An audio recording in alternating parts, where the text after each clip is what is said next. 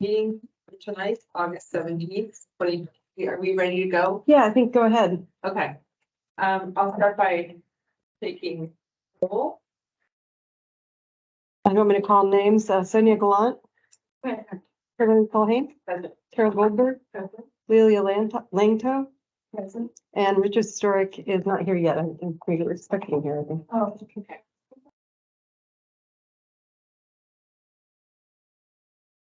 You know to take employee spots this time, right? Oh, yeah. Okay, In the library. okay. So you have a quorum. We have a quorum. Okay, well, we can get started. All right, so we should start with any public comment matters not on the agenda. James. Hi. Question, James Holmes, just a question. Is this being broadcast on Zoom? It's not because, the person reps department's meeting at the same time. Okay, I just wondered because I saw this. Yeah, but It wasn't mentioned on the agenda, so. We have a Teams meeting up so that Mr. Gilardi could be present, but it's not the right format for a public meeting. So that's why you didn't have it. You- Any other?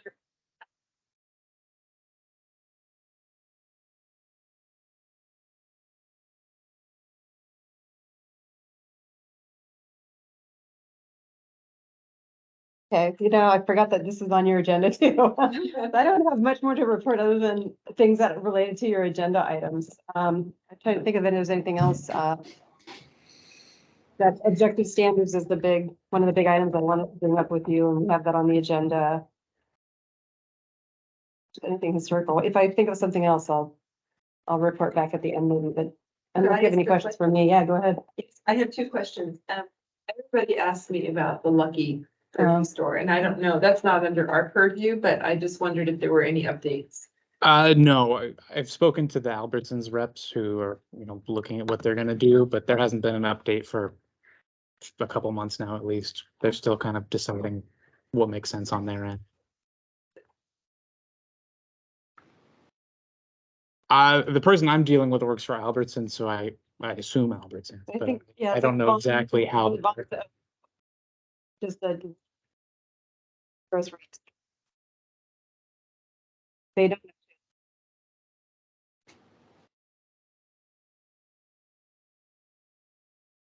If there was any more information, 7 Ardmore, the cottage or. Nothing.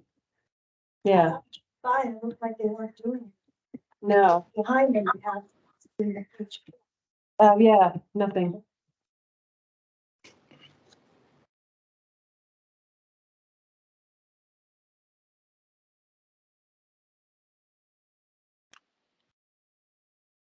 Nothing that I think I can think of to report to you from a historic perspective. There hasn't been that many like our planning applications in general are low, I would say. Yeah, Yeah, it's been a quiet. Oh, and one thing we did receive is a demo permit for the house that caught fire.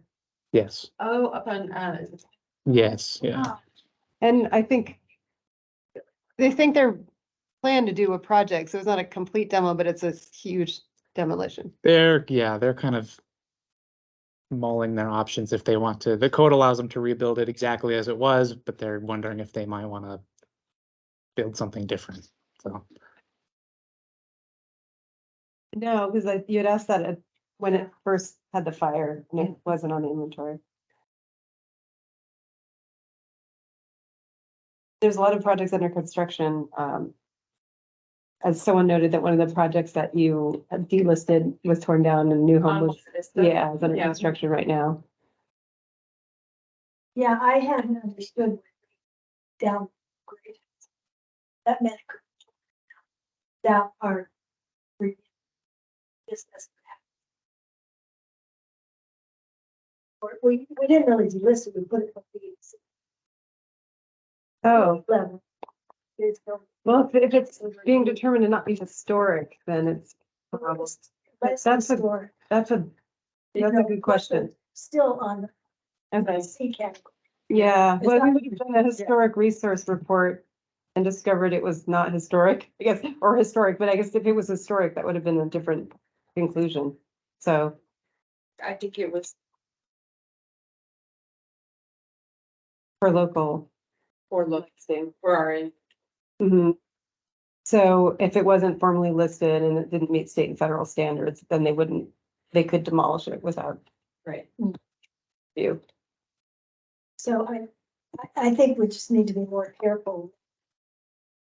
Downgrade something, That could be the result. yes. Yeah, yeah. We don't always know. We don't always see what the. Well, they actually told us differently. Remodel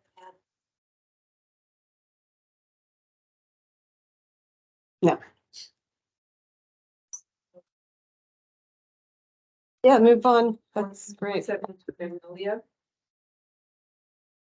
And Alex, Othon, I don't know if you've all met him. Who was at the last Who's at meeting? Oh, right, okay, I thought we have had one meeting. But he'll be, presenting this project. Ready for a staff report? Okay, all right. So the item before you is PLN 2322 for 472 Magnolia. The owner who is with us on Teams today had, as mentioned in the staff report, had contacted city staff to explore the historic significance and a potential delisting of the property. As a part of that process, the city retained Garavaglia Architecture, who is also here to speak on the item, to investigate the history of the site and any potential significance it has as its own resource or as a part of the district. As mentioned in the staff report, the history of the site as it relates to the historic district and the inventory are not perfectly clear. The original nomination documents list the structure as contributing on the title page, where it just briefly goes over which properties are in the nomination.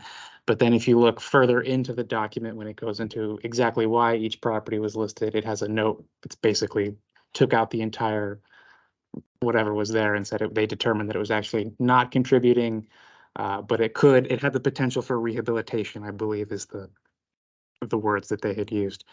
The non-contributing status was noted again in 2001 before it was noted as contributing to the district in a matrix that had accompanied the 2008 update.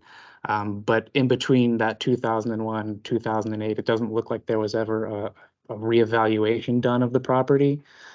So staff is not entirely clear what the process was to have it be contributing in that list.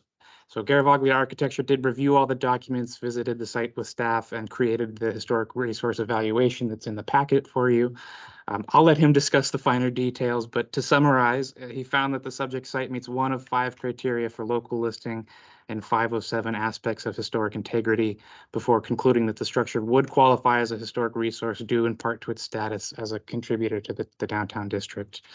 So staff recommends that the board review the provided information, discuss, take public comment, and hold a vote as to what result it feels is most appropriate, whether it is retained on the inventory or if you would like to forward a recommendation to council that it is officially delisted from the inventory.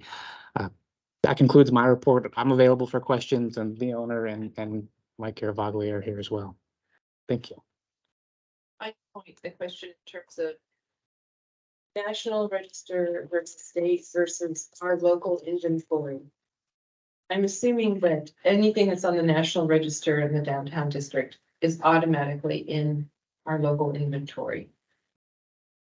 I don't think not necessarily in the inventory because we actually list, they went to the process of actually adding some of the National Registry structures to the inventory. They previously weren't, I think, until that 2008 update, but it just qualifies as historic, and through it like a SEQR review, we consider it historic. And I think even it might be called out in the heritage ordinance that we'd have to bring it for heritage review if it met that standard, possibly. Yeah. Because I see it noted on our the 2 historic resources inventories, 2008 and 2001, but it's not specified whether it's part of the our Larkspur historic inventory. So I'm assuming that it is That's on this list. That's but- part of my confusion in all of this. So the table that went in 2008 has a note that commercial structures in the downtown district were included on that list, even if they weren't evaluated, which is why I believe it's on that list.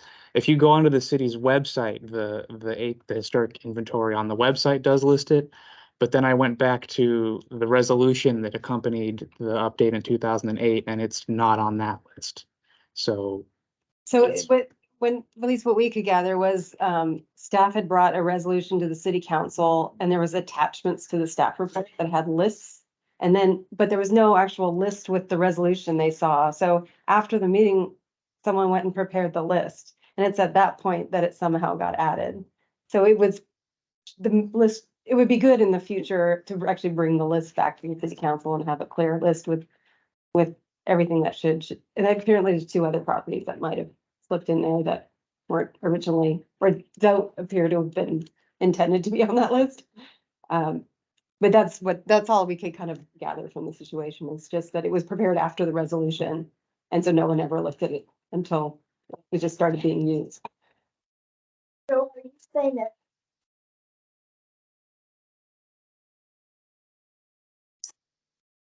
Well, so in 2008, the city added the National Register properties to the historic list. And they were intending just to add the ones that were on the register and not the contributing structures. Am I saying that correctly? I believe So so, then yeah. before, they didn't have all the listed buildings in the historic district like listed as an item, and same with the bridge and some other structures that were historic, like the brick kiln, I think, and there's another one. So in 2008, they amended the list to actually list them all as part of our list and the historic list or the National Register. so it sounds like we need to go over this. Yeah, I mean, it would be Yes. nice to clear it up. Yeah. Yeah, Like muddy water. it's, yeah. Yeah, because it sounds like just because something is in the National Historic District doesn't necessarily mean that it's included in inventory. Right, only that, it Unless was, it's it evaluated. looked at, it was separately. intended to only apply to the ones that were historic and not contributing, and then there was, it appears that maybe some of the contributing ones just ended up in there.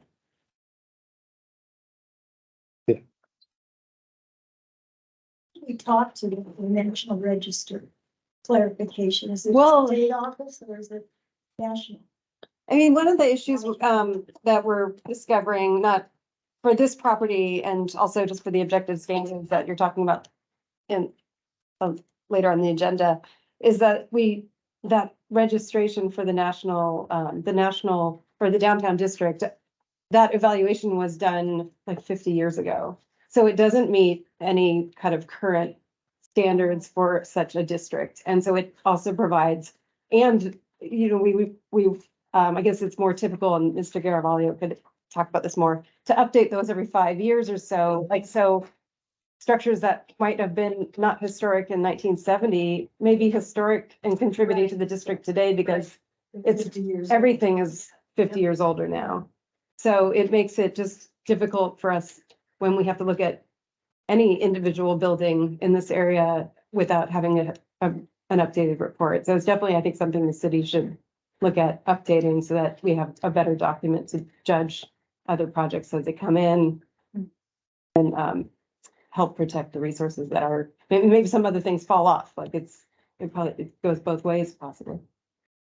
It seems like in all likelihood, you're gonna be adding, given that the application for the National Register was in 1978. And we're almost 50 years, you know. But like Blue Rock isn't included, but that might be now looked at as Right. something that's historic. Right. So we just sort of have to take it on a case by case basis. Well, and it's not, that's not even helpful because we don't have the broader historic district study to even look at something on a case by case basis. Like, so it almost as if we have to do the historic study to do the first case, like to do it properly, that is. So is that something staff would do or? I mean, I think the city council, I mean, you could recommend the city council update the historic structure inventory. And yeah, I could suggest that to the city manager too, that it just be a project that we pursue just to get a better framework for reviewing these. Yeah, so, because there's probably going to be several projects. Right. There, We're yeah, on the National Historic Register, but they could potentially be now, and they could also be. Here, we'll leave it. And you're the expert here. I think you could give us some advice on this. This was District Garalia with Arabia Architecture, one of the city's architectural consultant. So yeah, you're struggling with what many communities are dealing with, trying to keep your historic resource surveys up to date, primarily for CEQA purposes. The designation processes are another layer, but really CEQA is about eligibility for national, state. So when a project gets triggered, when a project occurs, discretionary, you have property older than 50 years, you have to determine whether it might be historic. That's the obligation. So the survey work puts all that, gets that all up to speed so that if a project, a developer comes in and wants to deal with digging a property, it's nice to know whether it's historic or not. They have to figure that out. So in a way, an up-to-date inventory gives you some permit streamlining. You don't have to wonder, you know. Good, and they've been definitely working on that even for, but I was thinking more the district, Well, the district, you've got an old designation. It got brought in partly because of that, partly because of more evaluation, I think. It was sort of confirmed. It's a little hazy as to exactly, but it is now a local designated district with an old context. Again, things have changed in the last 45 or so years. So newer properties would get brought into the context that's typical for a district, a commercial district. This is your commercial district, its evolution, it's the types of buildings that came into being, all that is part of the historic nature of the property, meaning the district. So it is important to get that brought up to speed. When you look at like 472, you can evaluate it, whether it's a standalone, currently a potential historic resource now. If we were to try to evaluate, is it a contributor to the district? We don't have enough information on the district to be able to really say. It's already on, seemingly, it's already designated as a contributor, hazy, but so it's hard to, you can't just ignore the fact that the record seems to show that it is a listed contributor to the district. So it's hard to really study whether it's a contributor to a larger district. You really have to do the whole district to do it properly. So try to use what's already on the books, but it's, in this case, it's just too old. So, but it's already listed, so you can't ignore the fact, or at least everything points to it being listed. So you can't just ignore it. So. Is that something you guys do in-house or is there a consultant who does that? Oh, yeah, we wouldn't attempt to evaluate the district in-house. A professional would need to do that. Yeah, it's an update. It's a common undertaking.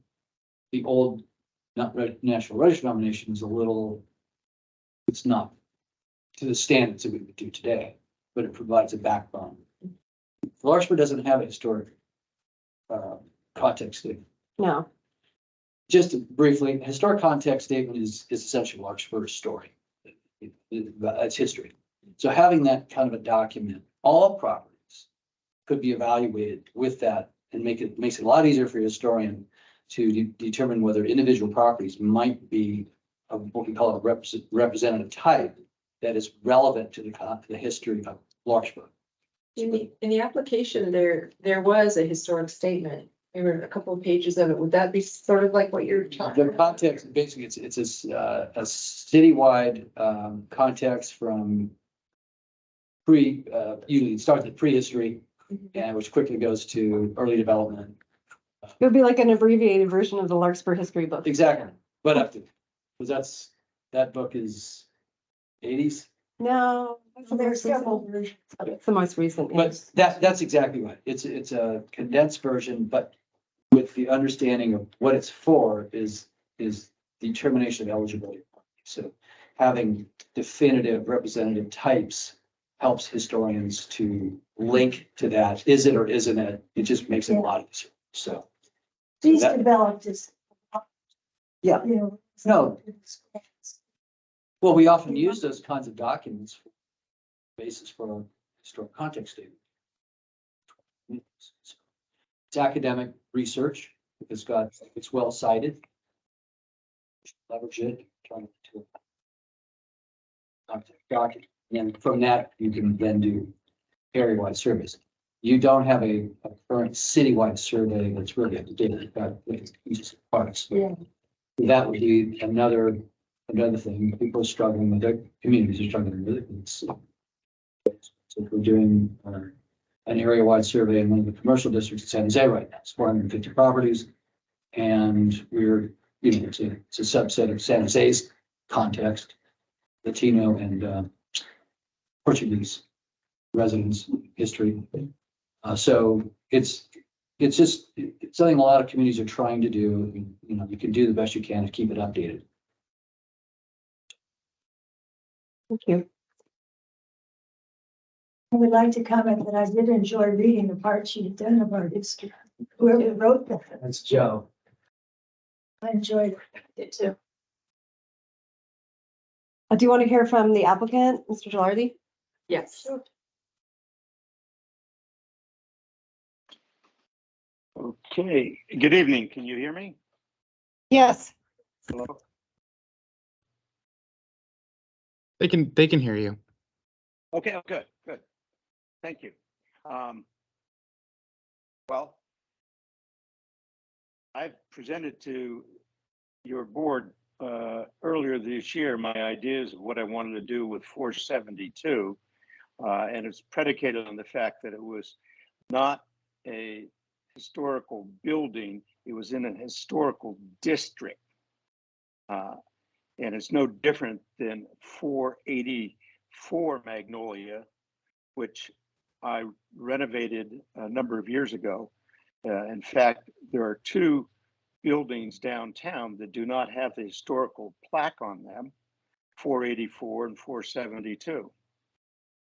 And my objective was to take 472 and to do a rebuilding of the entire building and make it so it is part of the district as 484 is, and not detracting from the historical district, and just complementing it. Back 15 years ago, when I did 484, the Preservation Board didn't even get this far of having to go through a review at this level.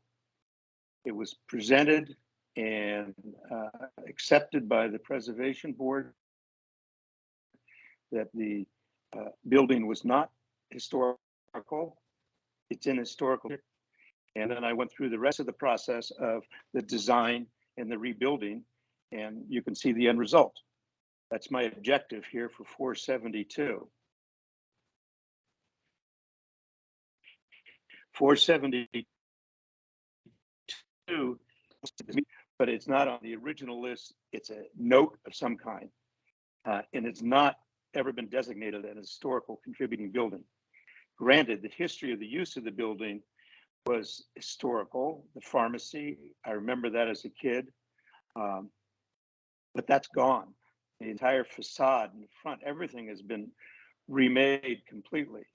The doorway, the windows, and as it says in the staff report, there's nothing remaining that contributes to the historic district other than it's just sitting there as an empty building or partially used right now as storage.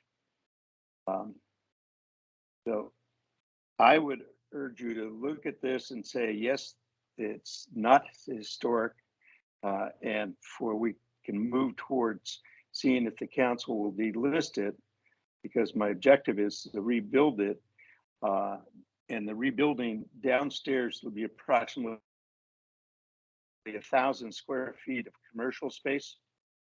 Upstairs, there's going to be at this point in time, we're looking at an apartment. The apartment will be stepped back from the front of the building. I've been talking to Margaret next door because she has windows and her living room is at the front there, and she looks south over the building now, and I don't want to block her light. Stepping it back 15 feet or so will protect most of her views. So, and downstairs, I'm going to add an apartment. So there'll be 2 apartments there. And the size of the lot is such that it won't have any negative impact on parking because there's plenty of parking in the back. And I went so far as when this started and it became, the report came out, to share it with Dick Cunningham. And Dick, if I need him, he'll come in, but he's trying to stay in the background. And I will speak for him, saying he does not oppose what I'm proposing, and that is to rebuild it completely and to make it look like what I did with 484 Magnolia. And as we go through the process, 484 designs will come back through the Planning Commission, and Brock designed 484 back 15, 20 years ago. So we've got the resources in place, and I think I can say I've got the track record to show in renovating buildings that they maintain their integrity and it contributes to the important downtown Larkspur district. Questions?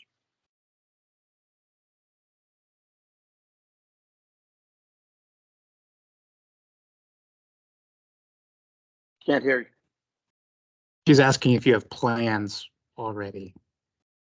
No, Just curious. I'm not doing, I had preliminary ideas of what we wanted to do. And originally I was going to fill the entire second floor with 5 senior studios.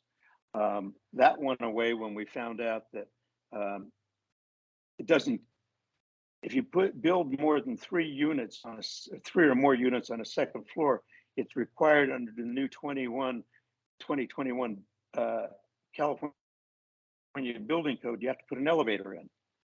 And that was a surprise. And so we rethought that whole process. And the other is I'm talking about the concepts with Margaret next door, is what I said, protecting her views, or at least part of her views.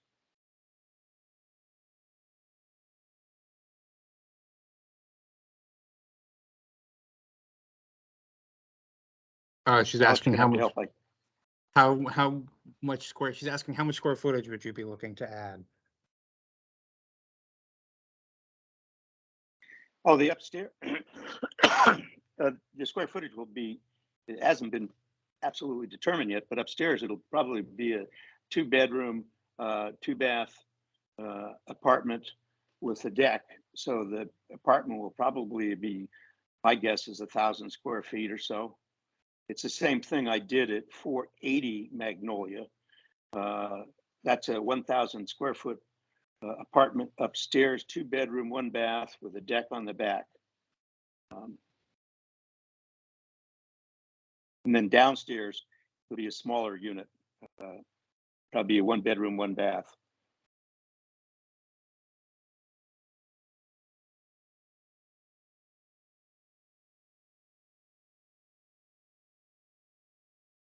Well, and this structure is. That's kind of what we have to look at, regardless of what the future plans for the building are, because as we all know, sometimes those plans can change. We just have to look at the building status. And as always, we have to defer and consult with our historic architect, in this case, Mr. Garavaglia. I think it is interesting, though. I mean, because it's really going to change the building. It's not like just doing a remodel of an existing building so that it looks relatively the same. It's going to, it's going to fill in the downtown historic district. And it's going to, like you said, block some of the light from the neighbors. But it's really going to change the building significantly, as you know.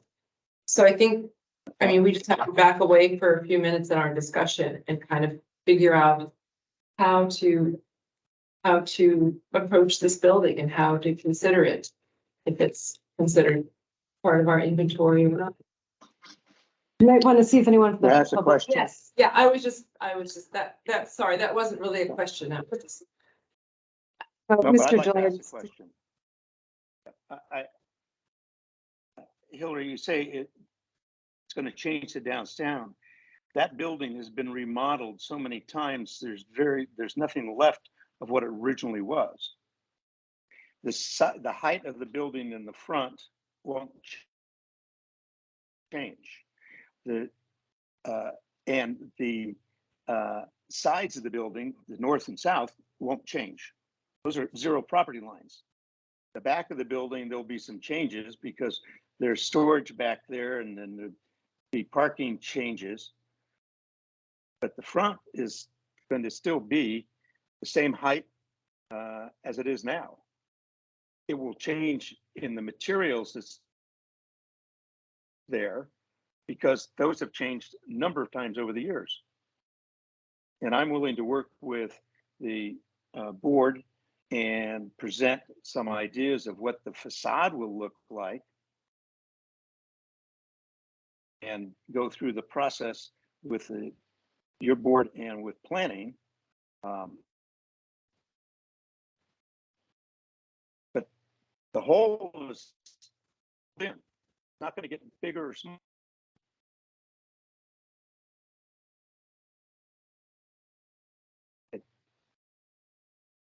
Alex, I need some help here. I can't. I think it broke up when you said that last comment.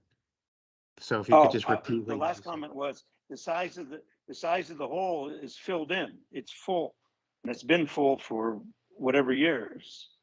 So the front's going to stay the same height. The sides are going to stay the same height. The back will move around a little bit, but aside from that, it's not going to change downtown. And I would ask you to look at it from the standpoint of what I did with 484 facade, which was an empty. When I bought that building, it was a cinder block, single story building. And we put a second story on it, 2 apartments and 1 office, and filled in the entire second story front to back. And the city supported that, different departments. And mainly, one of the supports was that I dedicated and deed restricted the 2 1-bedroom apartments as affordable housing. It was the first time there was a dedication of affordable apartments in downtown Larkspur.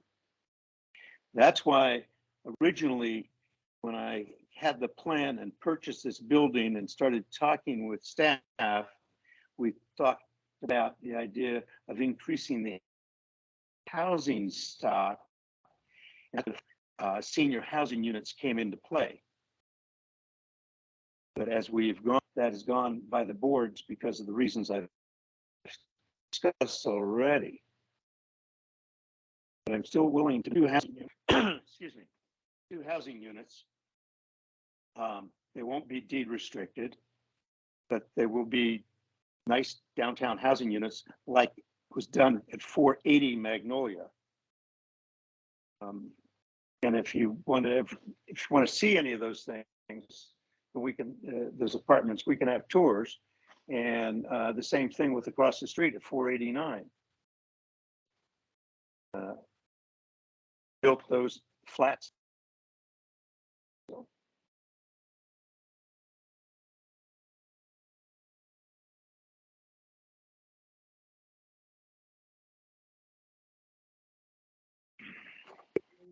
Yeah, that'd be great. There's no one on, there's no one on the screen, but would anyone like to comment on this application?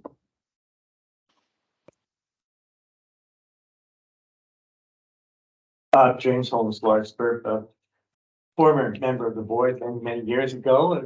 I remember when it used to meet monthly, and for reasons other than taking things off the list. Uh, I,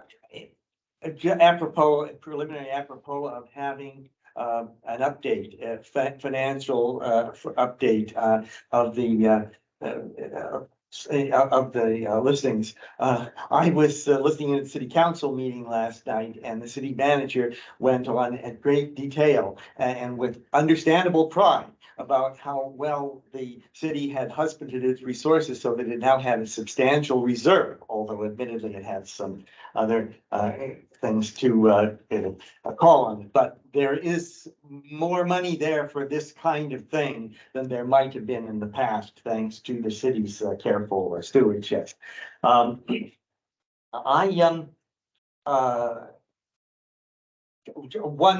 couple of anecdotes or comments, and then just a suggestion for more information. I think Mr. Gilardi and I may be two of the only people still in Larkspur who remember Ken Anderson, who renovated it in 1941 to make it look modern.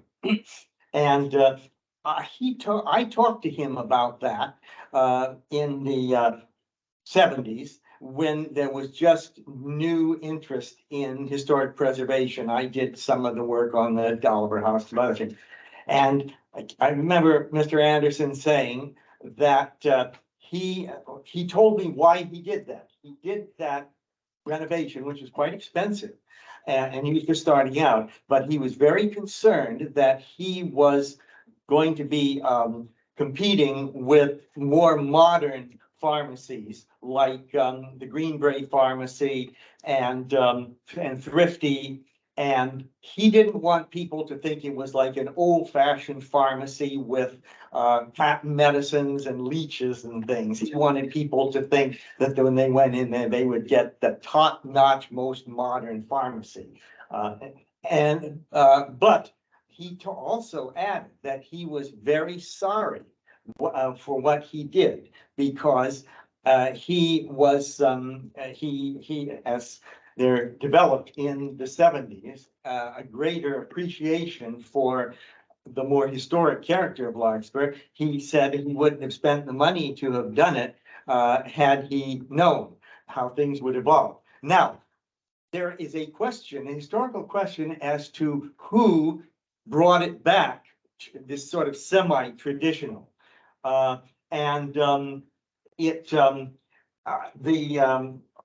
thought Mr. Anderson did. The Garavaglia report says that Mr. Anderson sold it in 78. Correct me if I'm wrong, but 78. Wrong? I can't quote. Oh, okay. I think, if I recall, that Anderson sold it in 78 and that the change was made in 79. When you say change, what do you mean by change? The change to the current facade, that it went in, the original was this, and then in 41, it went to the modern, I'm sorry, 49, 49 went to the modern, and then according to the Garavaglia report, in 78, Mr. Anderson sold it, and in 79, the new facade was put on. I actually thought that Mr. Anderson put it on in the late 70s or mid 70s, reflecting his regrets about what had happened.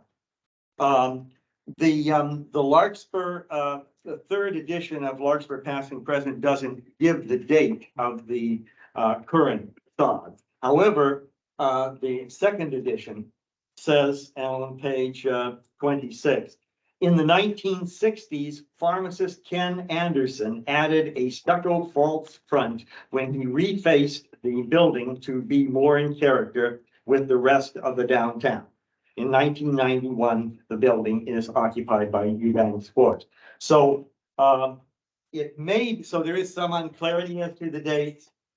Incidentally, I should mention as a detail, the Garavaglia report says that after Mr. Anderson sold it, he sold it to the Eubanks in 78. No, Lynn Eubank told me this morning that, they never, bought it.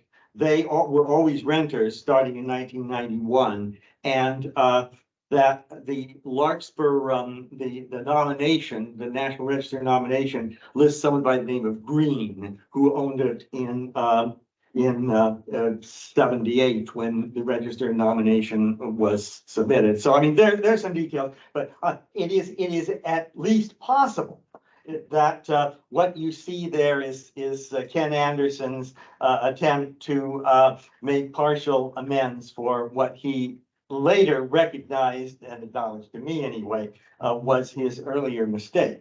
And we know that renovations can be part of the history of a building, as the renovations reflect the changing tastes of the community. And in this case, perhaps the owner's response there too. But all of that aside, my concern from the bigger picture is whether or not this would have an impact on the National Register listing. Because I remember hearing from one or two people more than once, people who knew whereof they spoke, and I think it was either Helen Heitkamp and or Kristen Tyke. Helen is deceased. Kristen, she still lives in San Anselmo, I think. They said that we were very close to the edge in having the number of buildings that would qualify us. And we couldn't afford to lose many more. I heard that a couple of times. As I say, by someone who thought they knew where they spoke. This individual or individuals believed that if we lost it, or we're close to the edge, and if we lost many more, we could have a problem and we could lose our register listing. So there's some unclarity. I mean, I heard, but that would be my primary concern. I think the amount of flexibility we have with regard to this building, which incidentally, I mean, I'd be the first to admit it is not the most spectacular, and I'd be willing to speculate that probably I would stipulate that what Mr. Gilardi would put up would be beautiful. I mean, ideally, if I could just, Mr. Gilardi would complete the cycle of going back and restoring the original facade and then perhaps putting a second story setback, so that we would sort of complete the evolution of the building back to its original, but with some additions that would reflect modern uses. But that aside, I think that we need to know whether we are close to the margin or not for losing our National Register listing. Because if we are, then we have to be more careful than if we're not. Now, I know we delisted one cottage, and so before a decision is made, I think we need to have pretty darn definitive information about how close to the edge we are with our National Register listing. And it's been pointed out now that, maybe we'd be adding some additional ones. But I think that's the big picture. Above all, we don't want to jeopardize our National Register listing. Thank you. I have some information. Okay.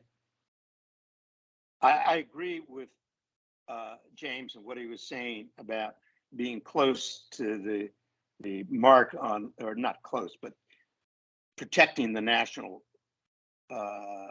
Registry imprimatur we have on Larkspur. But this building is not on it now. So it's no different than 484 Magnolia was. If this was on the registry, we'd have a different conversation, but it's not there. And I applaud James and thank him for saying, I'll do a good job building it on 484. Thank you.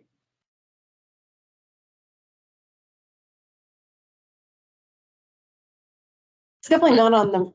It's on their national register as a non-contributing structure. That's clear. Yeah, That part's it's, clear. I can pull up the It's national on their register local submission register if you want. saying it's a contributing structure, not based on facts that we have. I read something that it had to have a 70, or like the structures that are included in the downtown, 72% of the structures in the district conform to the CEQA standards. Do I have it right? 72%. I think I found it in.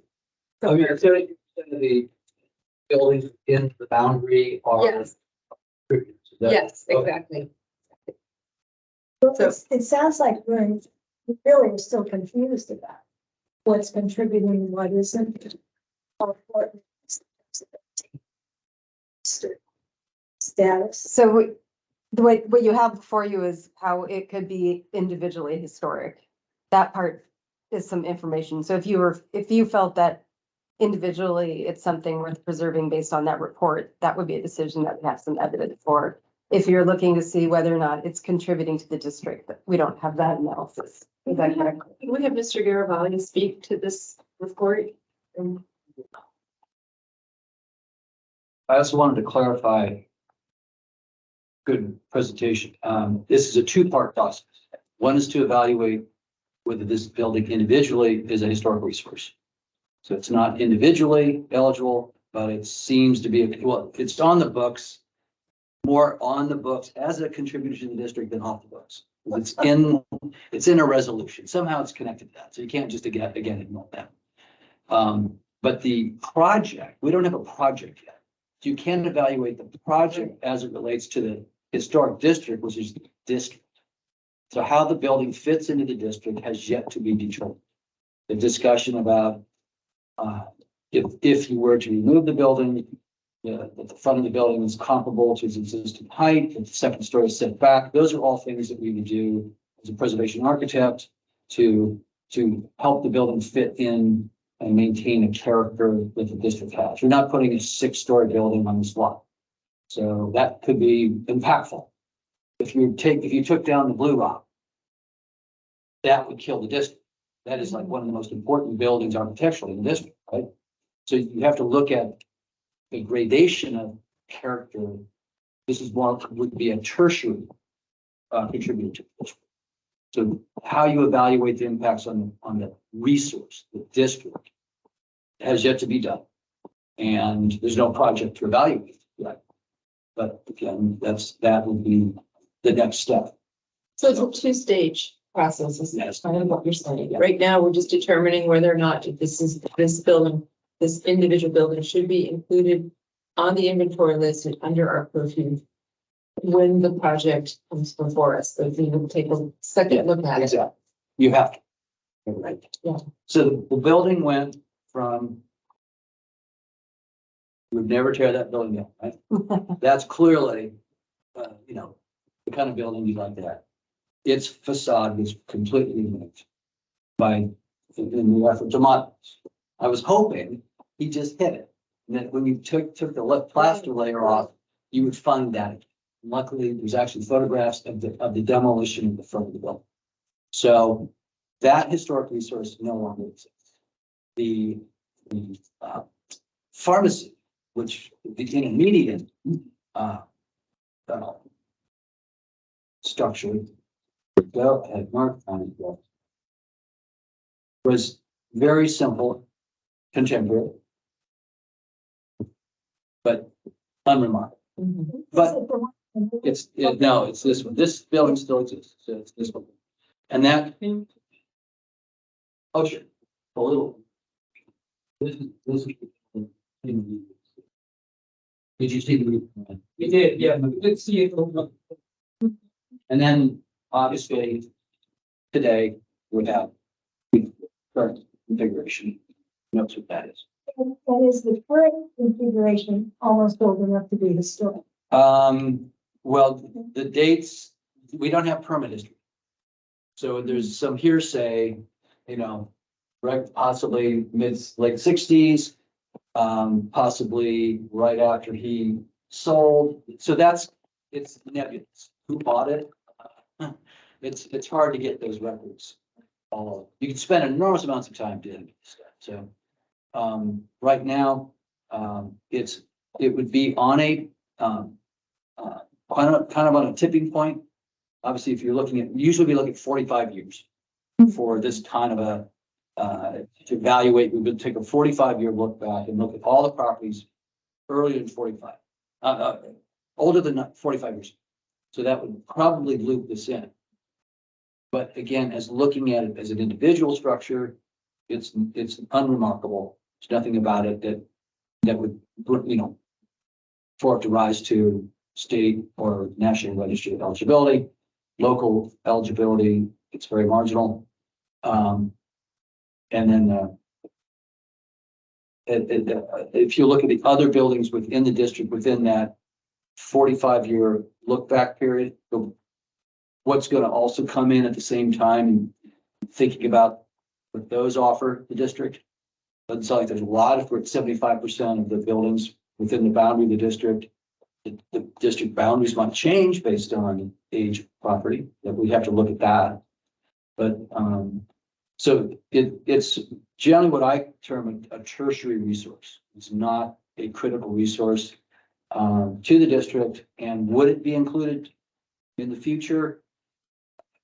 The only thing that it sort of offers is the fact that it was a pharmacy during that period. So does the function as a pharmacy within the district boundary sort of make it more important within the function of the downtown. So, you know, being a pharmacy in and of itself does not make something historic. You have to look at what's important. Often these surveys are done on architectural character because it's easy to do. You can drive by, and a lot of area-wide surveys are done more about architecture than persons or events. So, but as far as events and persons, again, we from what we understand, it's not significant. So, is this a piece of a significant architecture for the broader district, the broader period of significance for the district? Does not seem to be. What is the benefit to delist it to Mr. Doherty? I'm trying to. He does not have to go through any more environmental. Well, the environmental review really is, it's already off because it's not visually eligible. It would skip to not having to preserve that front facade. Well, That's a benefit because if it wasn't listed, then, and it's not considered locally historic or nationally or federally, then he could modify the existing structure, but he still has to come for a review for whatever he's proposing to replace it with. But not to us. Yes, oh, yes, because of its impact on the historic district, because it's in the historic. it's in So this. it would have to come back to us. Yeah, I think Because it's in the historic the district, does, it's in the H district. So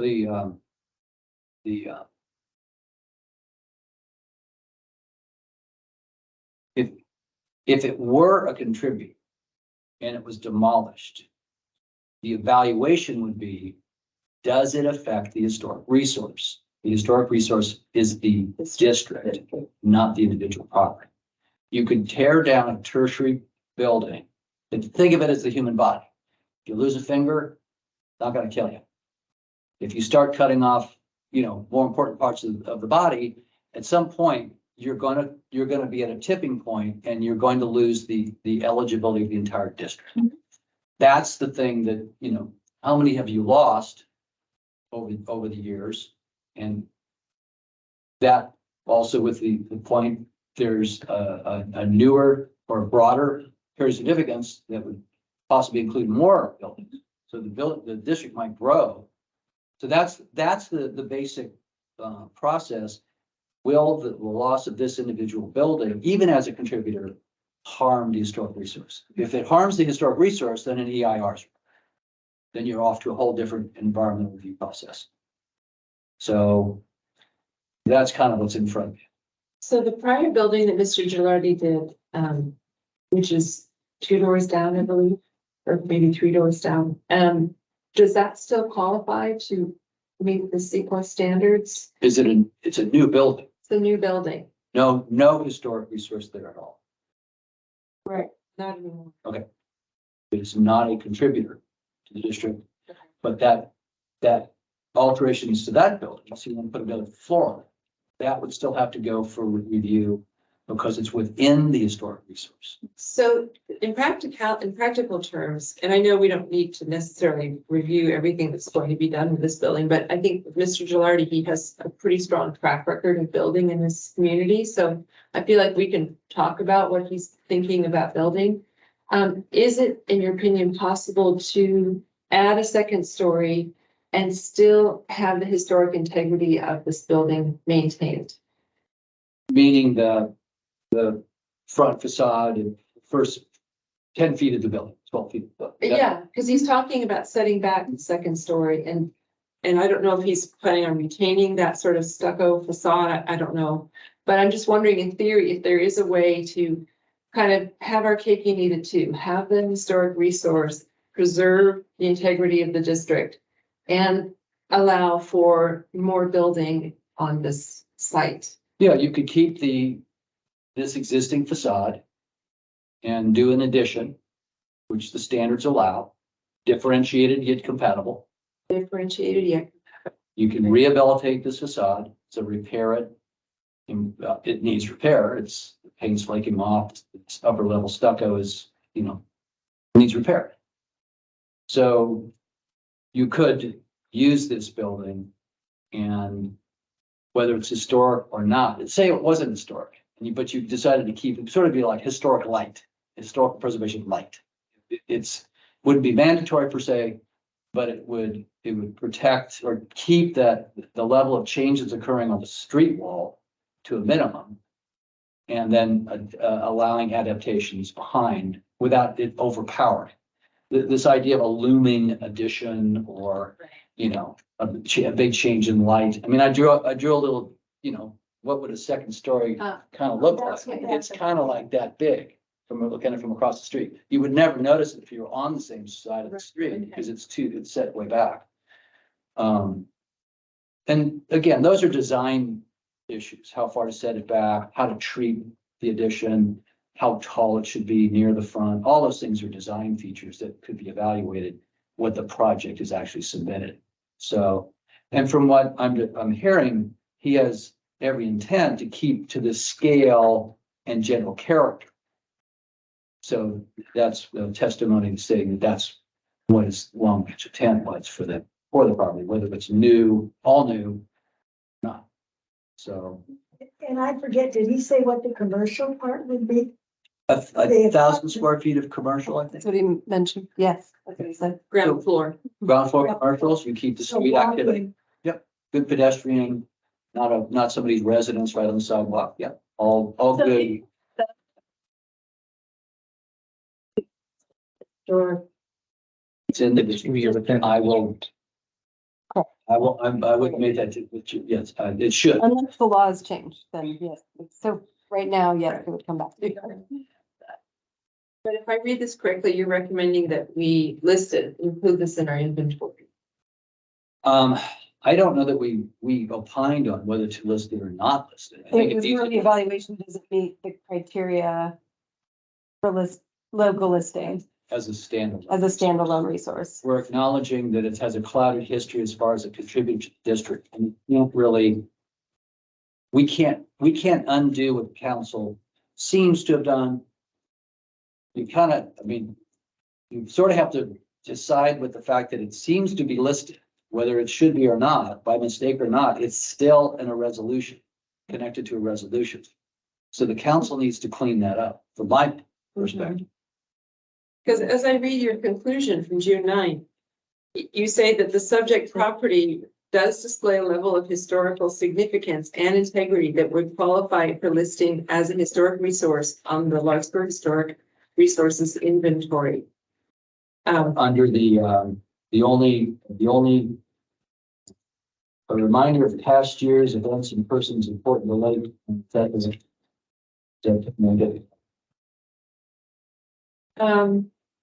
Yes, Several criteria, setting, feeling, association, those are, location, design. that's evaluation. Oh, okay. On page 31, is the local criteria evaluation. So it met one of the 5. So so where was Joe was here for something, which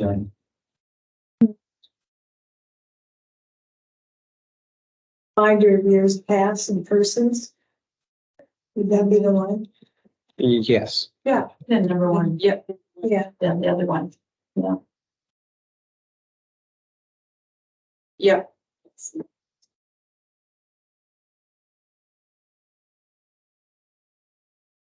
that, but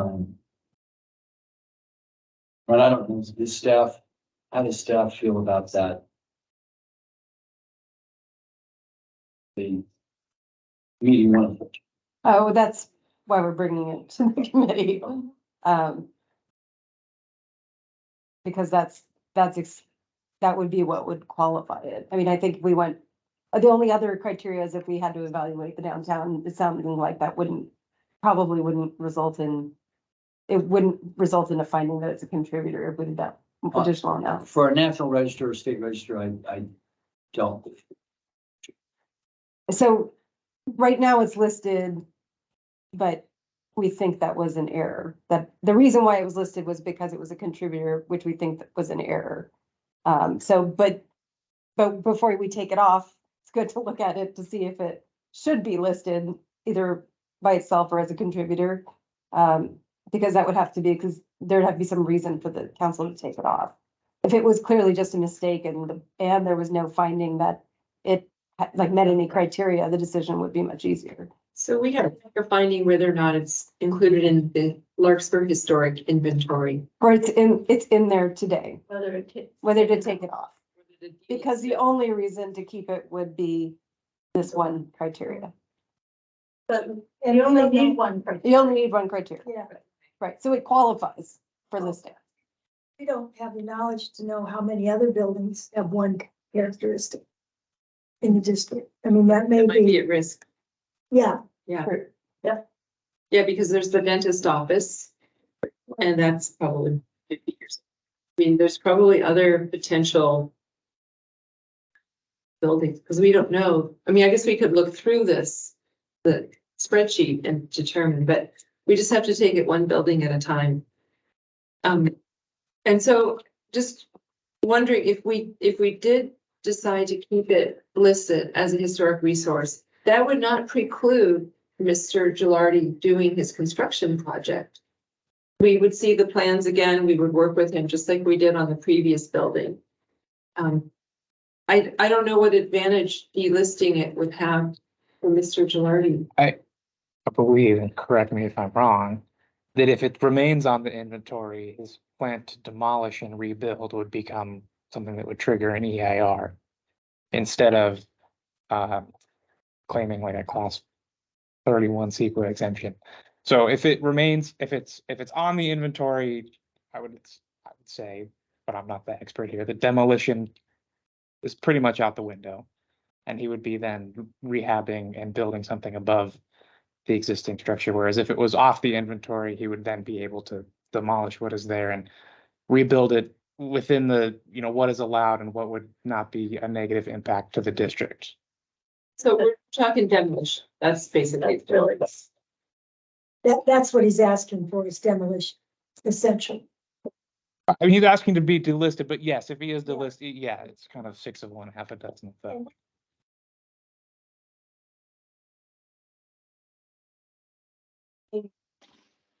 We just don't know. So. Right, do we set a precedent because there's only criteria that the next person that comes in from the bus with one criteria makes the example, we delisted this. I mean, yes and no, because the other, like there's properties that are definitely on the historic registry, those 75%. So there's certain ones that are on the historic registry, they would have a harder hurdle to get off. So you're talking about, and then there's not that many, maybe 2, I think there was at least 2 that were erroneously listed. So there might be one other one that's floating out there that possibly has a criteria of one. And then the other buildings, we would be looking at on a case by case basis, and they, yeah, I guess they, so. But they don't have the. If any of the other buildings that aren't on the historic registry and aren't on our local list come in, we're reviewing it for CEQA to see if it qualifies right off the bat. It's just would. So they're not asking to, other properties wouldn't be asking to be delisted. They just, I mean, you see what we're saying, maybe, but you'd be judging whether or not it's a historic structure, like when they come in. One thing to understand is that in the evaluation, we looked at the background for it being a contributor to the district.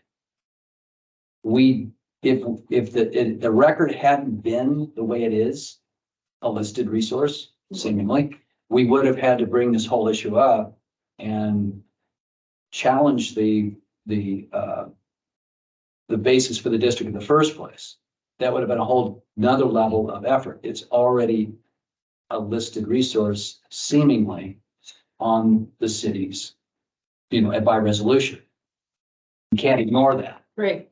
So we would have had to go and basically say, we can't really evaluate this building because the district nomination is so old.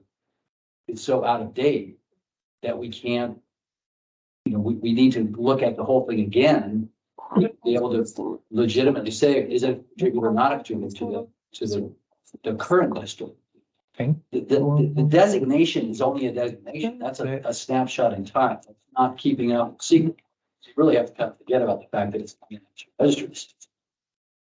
The question is it an eligible historic resource?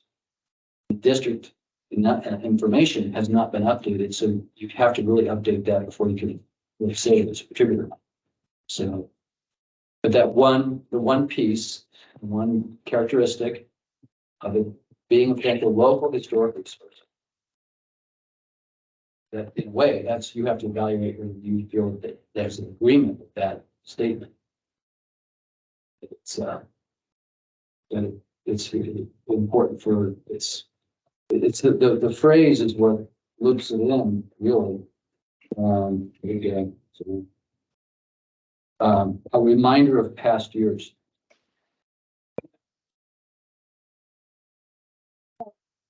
The site, regardless of what building it's there, is a reminder of past years. The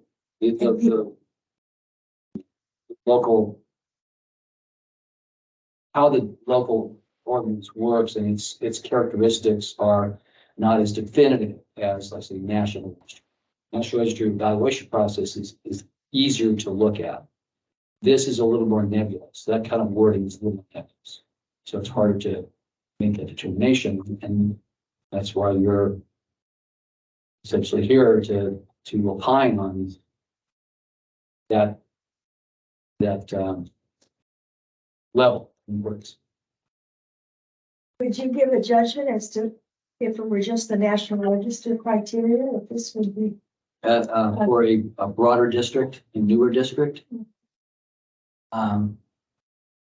it's one of the, what I call a knife edge determination. It's very difficult. I would lean towards it not being, because there's so many other properties,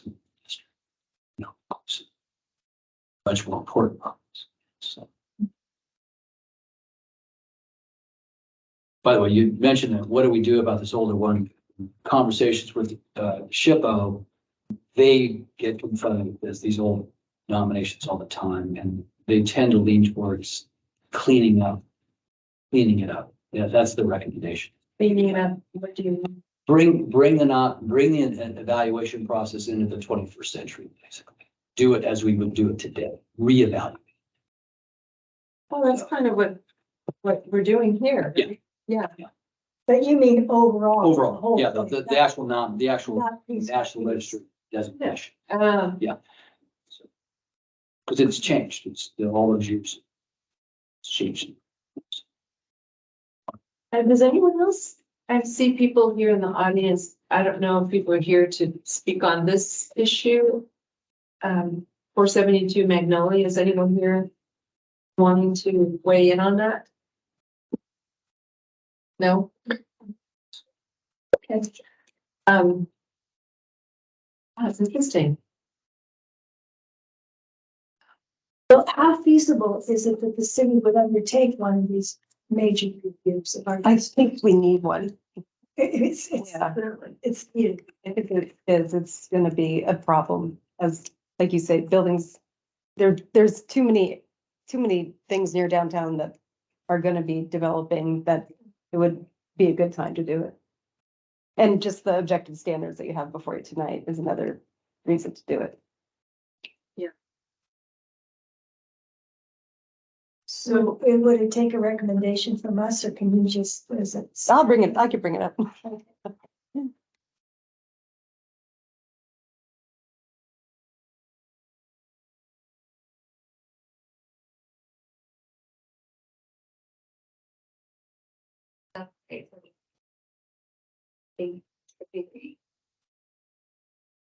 Property historic district.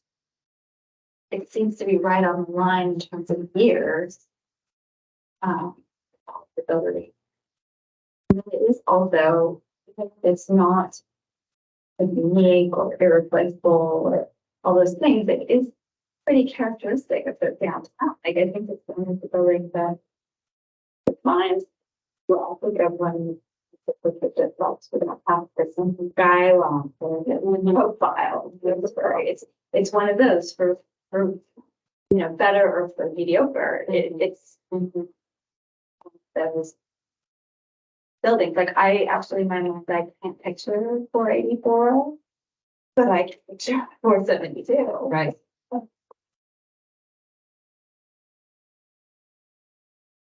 For the fancy restaurant for a while. Long time ago. I mean, it might be lovely, but there, with like a truly character, it might be lovely in that it doesn't stand out as being unattractive. But you can tell an old building. Yeah, like, and that adds to character. Yeah. And it's something over time. It doesn't have to be Victorian era. It doesn't have to be early California bungalow style. I mean, you can have like a sort of semi-modern stucco front that was done in whenever it was, the 60s, I think James referred to it. Which qualifies by years, but it doesn't have to conform to, the look of all the other buildings. Bay windows, a two-story. I agree with you. I think having that sort of unique silhouette of the building. I mean, I remember Catherine Eubanks was here when I moved here. I don't remember as far back as the pharmacy. But that's always been kind of this sort of low slung building that was different from the neighbors on either side of it, but it had its own character. Yeah, there was something in the report that popped out to me, that a newer building can kind of be part of the historic character, and it mentioned that St. Patrick's across the street here, and like, exactly, like, I can't ask about that either. This is that's probably 55 years old or something. I remember, it's 50th. And it's heartening to hear that we wouldn't necessarily lose that outline, that could be retained and the front of the building could be retained. And you just add something on the back and you can go up a level, but it has to be distinct. I think that's how we phrase that. Yeah. Differentiated. Thank you. So there are ways to change the historic quality of the structure and sort of fold it into the national rating, right? Because if it conformed, if his remodel project conformed to CEQA standards, then that would kind of bring this building up to the national standards as well, right? Or in a reevaluation, it'd be hard to say, but yeah. But think it would be- CEQA, you have to look at it. That could be the local designation. To think what you're kind of in front of. the national or state register part of it, but not so important because you've got to deal with it at the local. You're already on the hook, so to speak, or sleep on. Yeah. But generally speaking, we have that in the back of our mind when we include on these buildings, like we always think about, like, will it conform to SEQA standards? And if that's the case, then that helps us with our national registry standards too. So that could even, in theory, bump our percentage up higher. In theory. So basically, if it stays on the list, they have to keep the facade. But they can rehabilitate the facade, but go ahead and build another story. Historical building code. Or resource, so Certainly see it all over San Francisco. all over the state. Oh, it's a state code. Do you have any thoughts? Well, I'm cautious about delisting anything after our experience. And I think that the applicant can still do what he wants. So. Yeah, great. And it somehow does add, to my mind, and behind to the ambience of the downtown. They were just used to. Yeah. Although I'll just say that I remember that when it was a thriving business that you could walk into, and it's been sort of annoying that it's just been used for storage and you can't actually go inside the building. So it would be nice to see it open up as a commercial space again.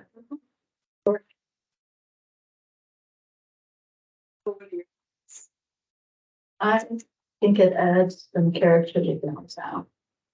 And even though it's not as old as the other buildings, it's a very unique architecture.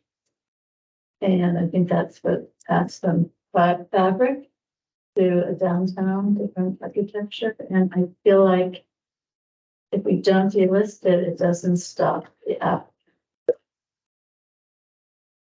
Yeah, and we will be seeing it again and watching it grow as a project. Ready to make a.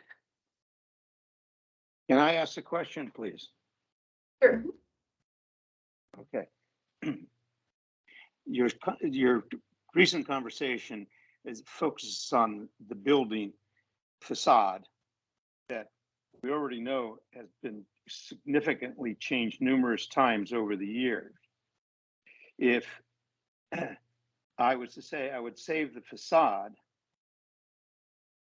I need to demo the bricks behind it on the sidewalls.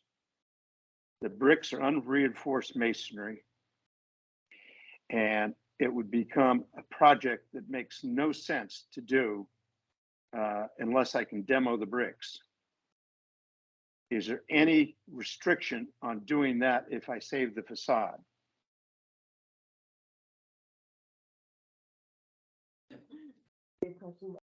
And with him about this before. This is the question, the historical integrity.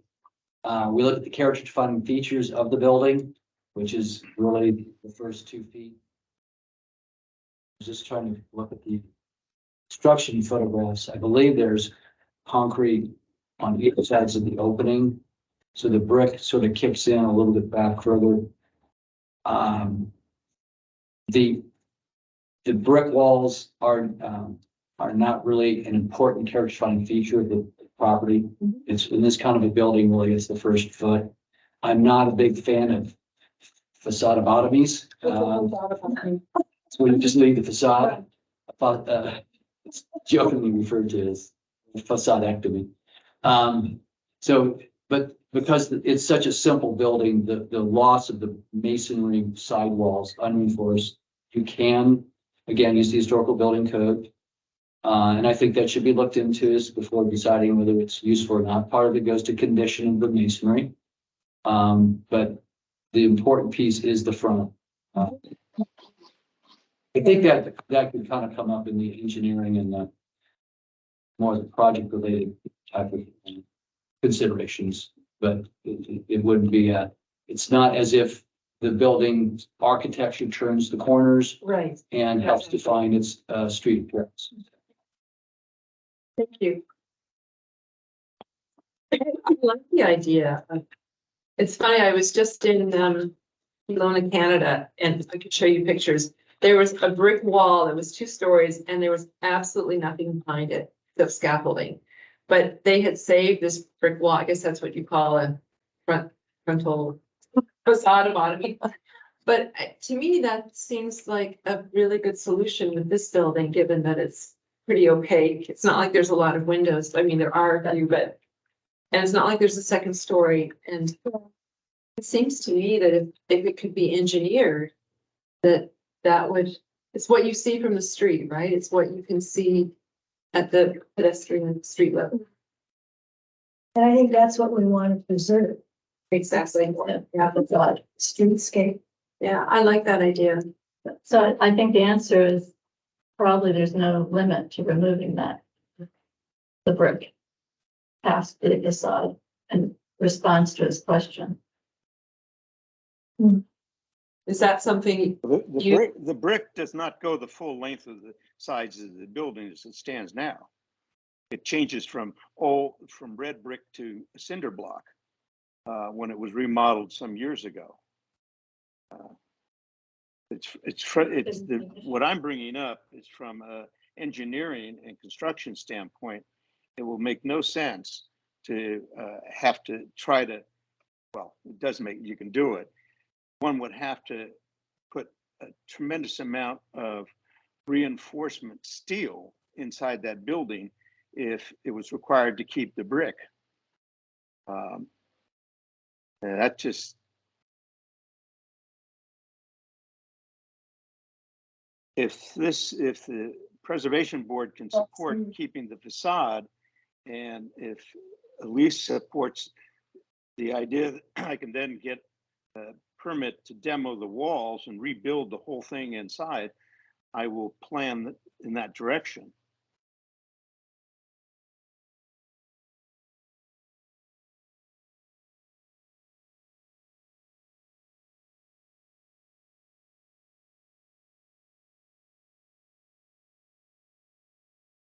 Alex, I can't hear any discussion.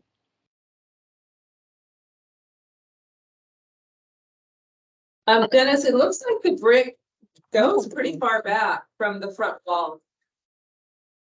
It looks like it goes back, as from what I can see in the photograph on page 8 of Garavalia's report. Can you hear me? Yes, it does go back. There's no question about it. So I guess the question is how much could we save? I mean, definitely the front stucco I wouldn't. facade. Save the facade in the front. That's it.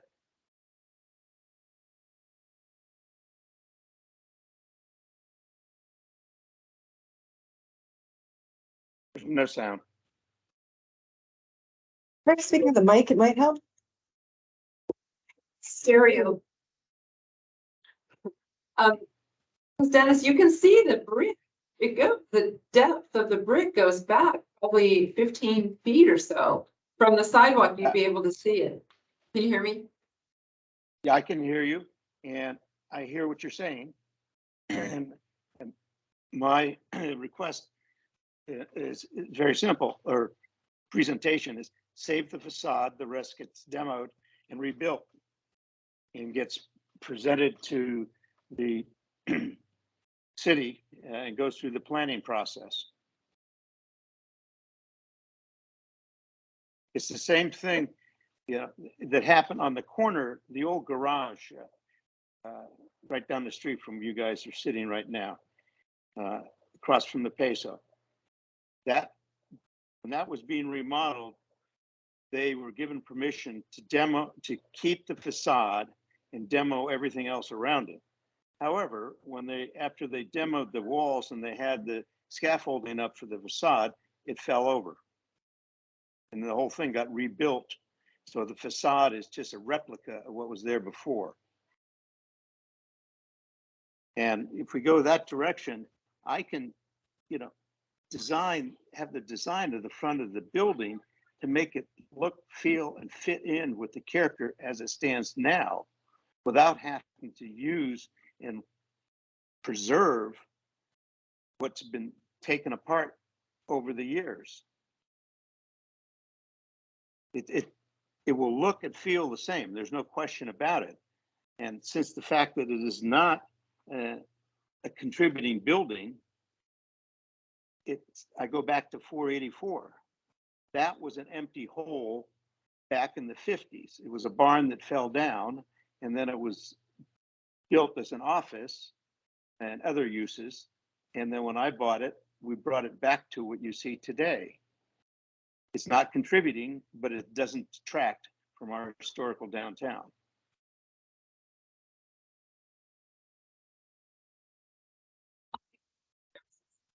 With some exterior changes.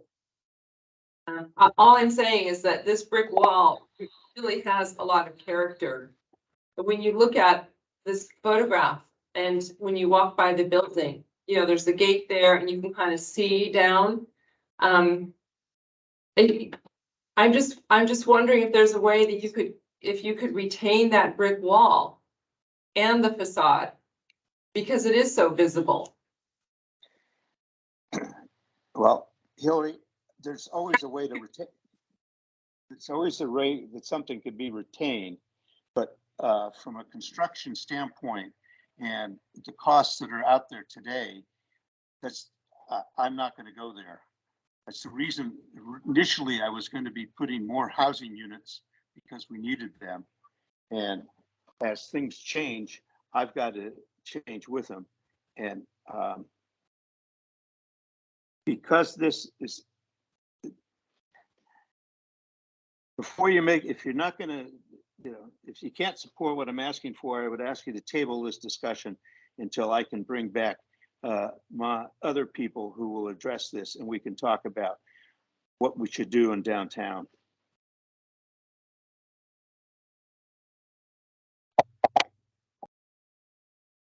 Can't hear you.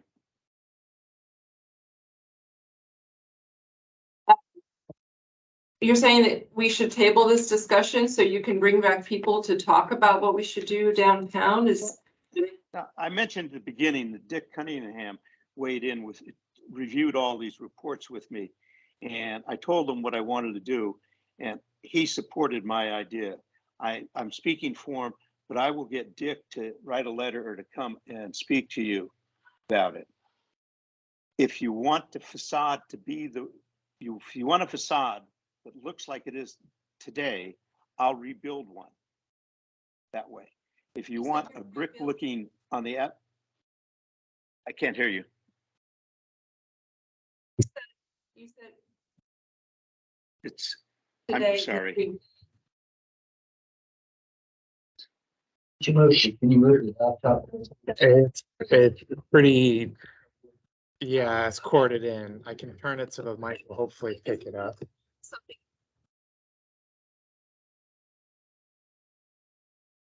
Or maybe, are these?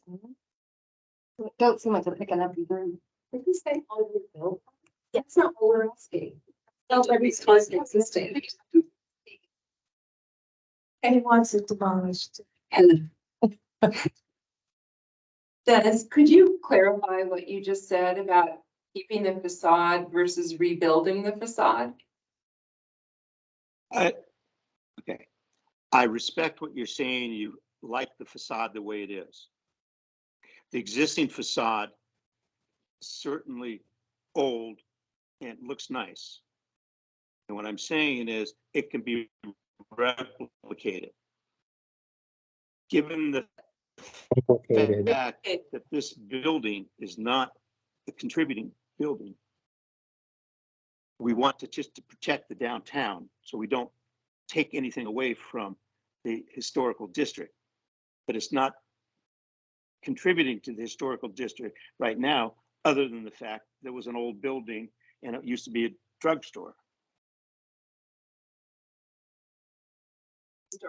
District, we're looking at this building individually, and if it on its own qualifies to be included still in the inventory. It was in the inventory by mistake from what we've been talking about. If it has the qualifications to stand on its own, tell me the criteria by which that qualifies, other than the one item saying it's an old, used to be a pharmacy. And we have buildings that have been remodeled that have great historical interest in it, but they've lost their integrity from the inside. Take a look across the street at the Rainbow Market. My grandfather's meat market used to be in there. Now there's a clothing store and an office. And the front windows were all replaced. And that happened back in the 60s because there were fires. So if this existing facade has got characteristics that are worth preserving, I'll keep the facade. But I really can't and do not want to keep the bricks. It's just not making any sense from a construction standpoint.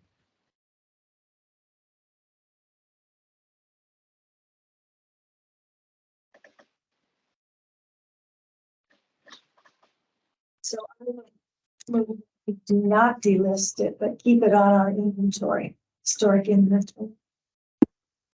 Did you hear that, Dennis? No, I did not. Dennis, this is a motion to deny the request to delist 472 Magnolia from Larkspur's historic resources inventory.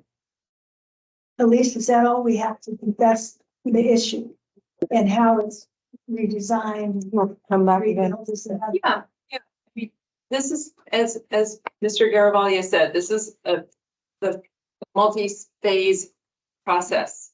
And I mean, it's just like what we did on 480 or 480, 470, was it 484 Magnolia? So if it's still on the inventory, we can continue this discussion. And if you want to bring in Dick Cunningham or whoever else you'd like to bring in, that's great, because I think it's part of the community and people can talk about this. But for now, I think I agree with the motion. At the vote. Yeah, do we have a second on that? I'll second. Okay, Sonia seconds it. All in favor, say aye. Aye. Anyone opposed? No. So this Okay, isn't the thank end. you. We'll keep working on this. Thank you very much. Have a good evening.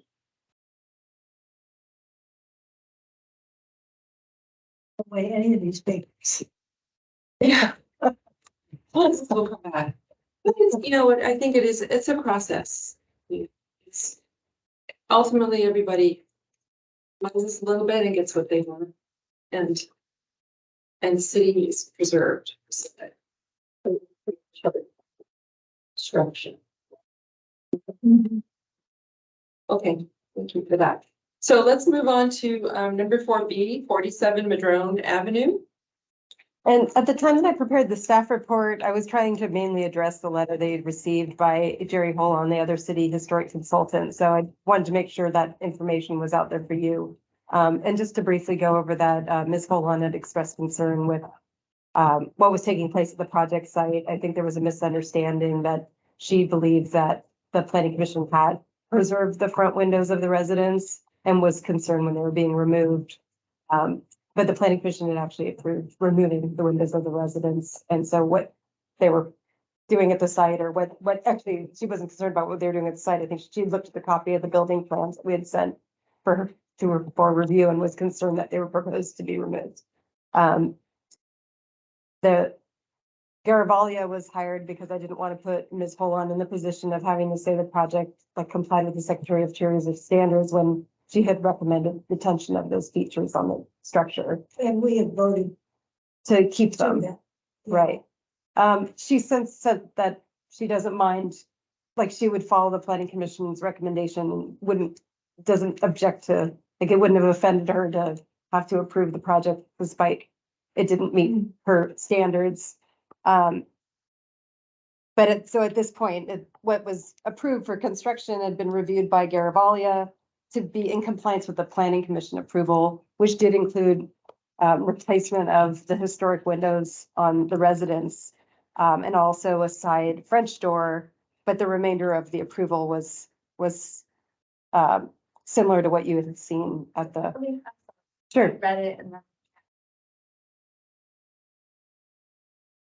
Did I see though that when the planning commission discussed that they said that's something we could send back to the heritage board? Yes. So there was, so the first hearing of the planning commission, they approved the window removal.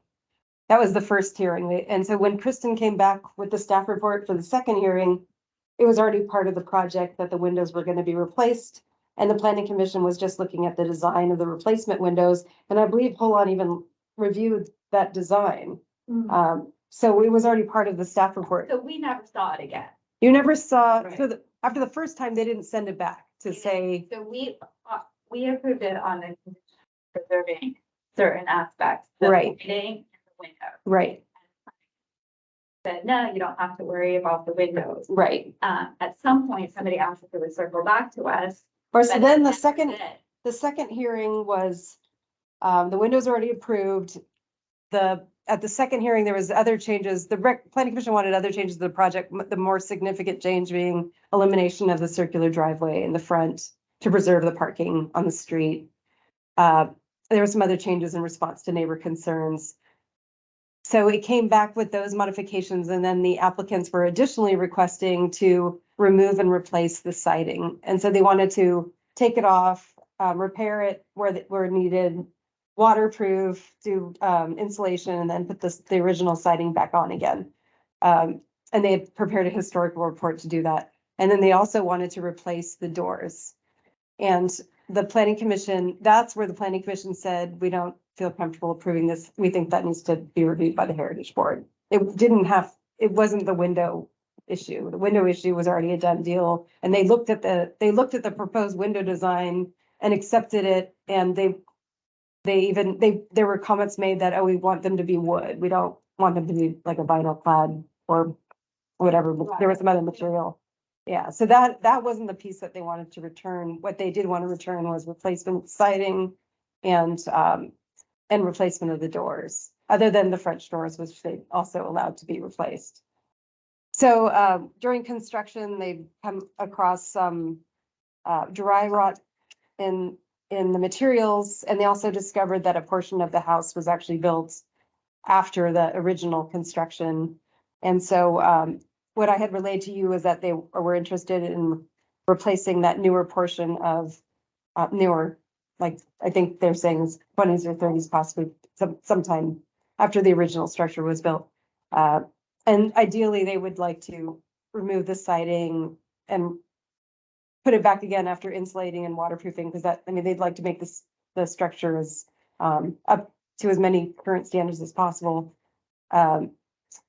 But both of the historic architects that the city has retained don't recommend that treatment, because they think there needs to be a better reason to remove the materials, that it has to be actually like rotting boards, not just to insulate the structure.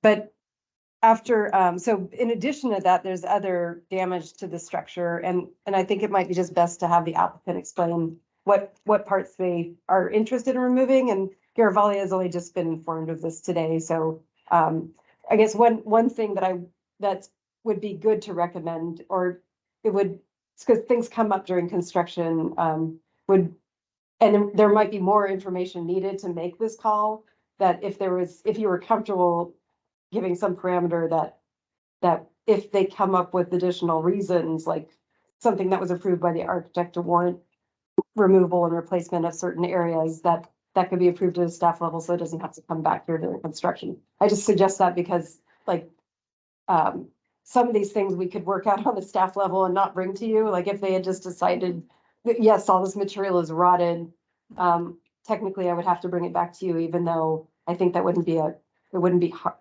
Or if they found out a significant amount of damage, the historic architects would probably recommend replacing it. And it would delay it, and the project's under construction, so I don't know that we'll have, if you should receive all the information, but if a decision can't be made based on the information that's here. It just might be useful to allow staff some discretion to work with the historic architect and the applicant to see if something's warranted or not.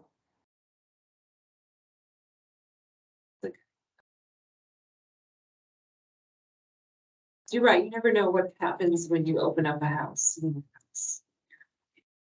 Did we want to have, the applicant? So you, the project architect, Rob Wilkinson, is here. And then, yeah, if you, and we've given you photos of Yes. the damage, so he could maybe describe what the contractor found and. I have an extra set here, and they each have a copy.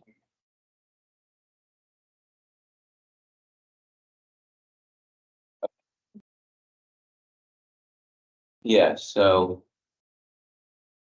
So let me just sort of set the stage a little bit for how we got where we are, but,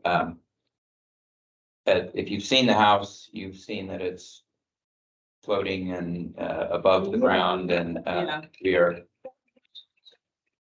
Yeah, it was a surprise when I saw it the first time too, and, so, but it's been moved to its permanent location now, and they're excavating the foundation for that. And, part of that process has been the selective demolition, which we've done on the interior portions of those front walls. And about a week ago, they took off the one portion that's, under discussion now, which is the proposed future office. So on sort of the far right corner, next to that big window in the main living room. And that's the portion. Once we uncovered the interior, we realized that all that framing is within the last 50 years, much newer than the 100-year-old framing that it intersects with. So some point during the last 50, 60 years, that section, that little piece was rebuilt. The siding is actually slightly different. We've taken two pieces and put them side by side.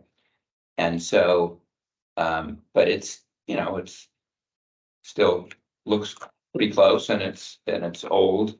But what we had proposed, or what we had wanted to propose to you, is that there is quite a bit of the original siding still available on the back of the house that we could remove and, replace on the front so that it is in fact all the same.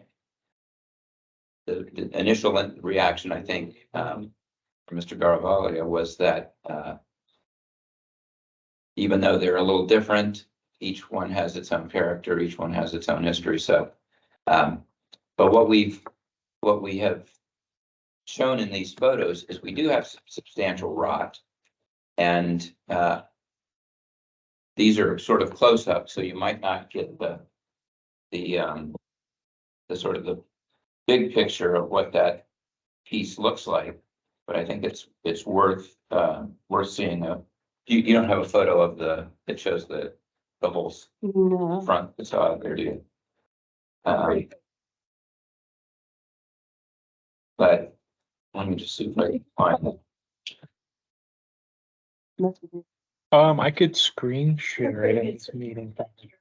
Yeah, okay, you do. Yeah, that's sort of that's the room that we're talking about. And so the window has been removed, which window we're replacing. And as you can see, that's probably 60% of the wall was that window. So we've got siding, a little siding above and some siding below, and a little bit on the left side. On the right side, it's a corner. And one of the photos that you have there shows that corner is basically rotten studs. And that's an area that we feel like it's important to replace because it's literally a corner that's supporting roof and, What is the rot? Is it dry rot or is it termite? it's dry rot and decay. We haven't taken. Exactly. Exactly. You Is would know this siding here? This is from the back of the south side of the house. that's the north side. That's the north side. So Yeah. this is the whole site, this word, representative of the siding all across the front of the house. Well, it is, yeah, it's all that same style. It's a similar lap siding with the cove. It's just very slight difference between what's considered original siding on the portion next to that and that. And we're not trying to say it has to be perfect and that we want to change the siding. What we really are trying to do is get the dry rot replaced, and then so we can put a new window back in to that opening and know that it's gonna be have the structural integrity it needs with the corner stud, and hopefully be waterproof. And so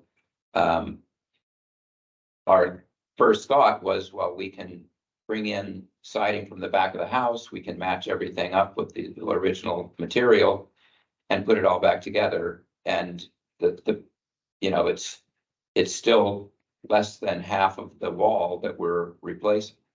So it's just this portion that you're replacing. That's all we- Siding from the back. Right. So it's not even the rest of the north Yeah, side. all we're leaving that in place. Okay, okay. So Yeah. it's just this one piece. And Yes. this is the part that you said where you found like evidence of Exactly. more recent. Yeah, that's, if you look on photos of the other side, you'll see that it's more standard studs with, And they're giving you each the plan too, that kind of outlines that area. Oh, yeah. That little highlighter. Yeah, I think, see. It's so tall, it looks like it's a second story, but I know. it's gonna loop you back down over this. drop it right back down. Basically gonna be replacing this little portion with siding from the back of the house, the pool side. Yeah, so this just gives you an idea. This is that corner where the dry rot is. But this framing is new studs with building paper and all the way that, you would be building it in the last 50 years. And then adjacent to that, well, that's not adjacent to that, that's the corner that's rotten. I had a picture of the two segments.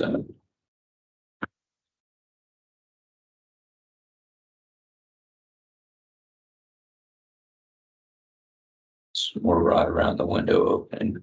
There's the really bad rot. So, but we actually have a condition where the sort of newer framing, so to speak, intersects with the older framing, and then they're completely, old 4-inch studs that are 2 inches thick versus the new ones. So it's pretty obvious that this area was rebuilt. And so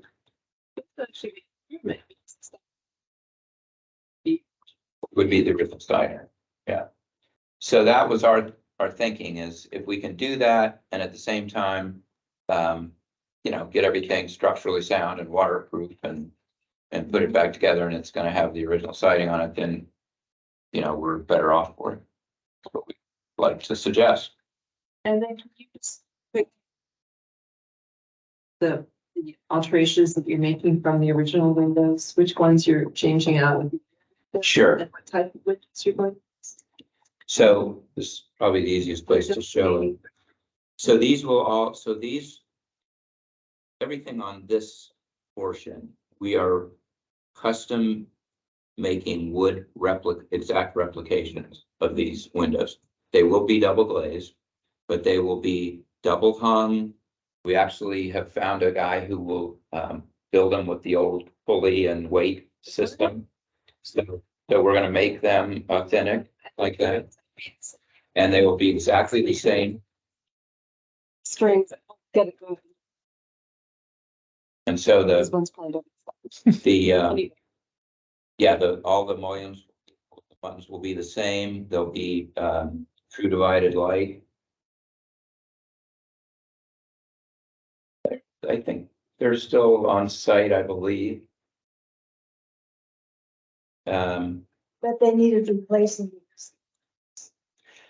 Yeah, they were not, they would not have survived this process. Well, it seems pretty straightforward. I mean, It's to me totally amazing what she did get them done. She got historical architect and have another. Yeah, what do you think? Definitely.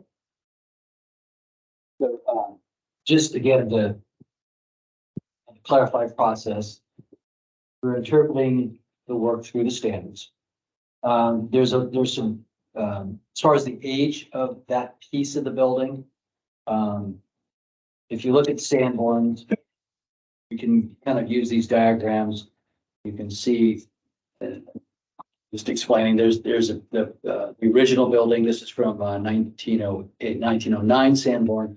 We have a 1920-ish, 24 Sanborn that shows the front porch, that addition in the center. This addition here. So you see on the Sanborn, you see the addition at the rear is done. So those weren't in the earlier documentation. So this little element that's being discussed sounds like it is a newer element. Okay. You see differentiation in the framing. What I would look for is the framing in this piece of is the framing in this piece of the building different than that framing. We know it should be different than the bigger building. So those are the telltale cues. The rot's undoubtedly coming from the masonry, the little Tony wall that's up against the building. It wasn't waterproof properly. Water got in there and rotted the sill. So the photographs are sent.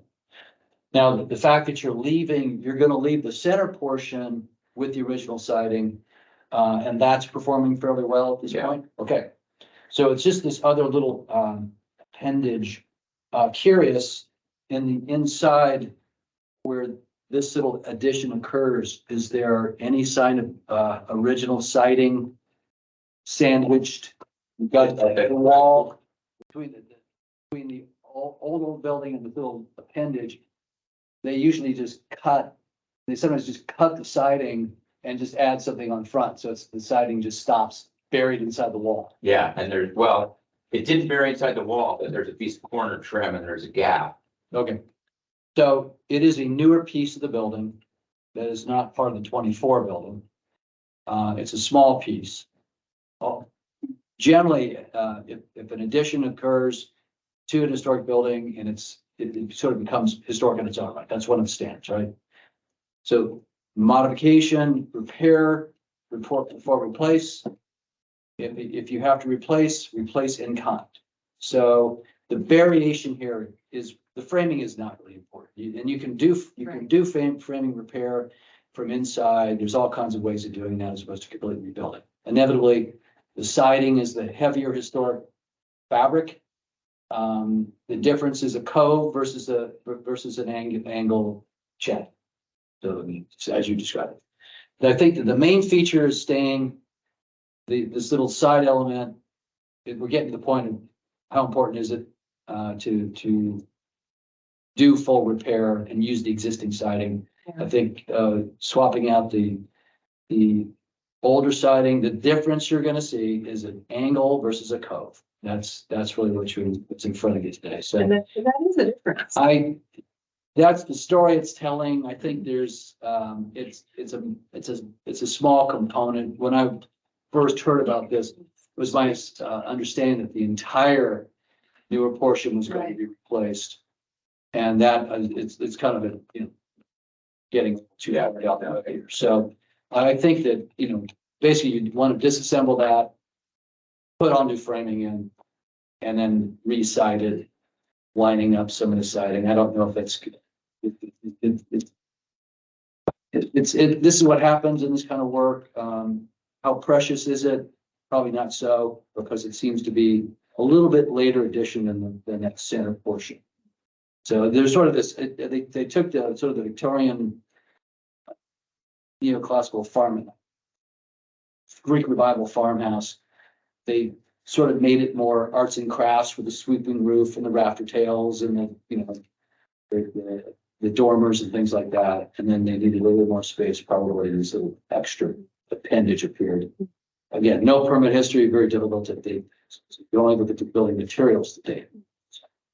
So I think that's the goal. I have a question for Mr. Wilkinson.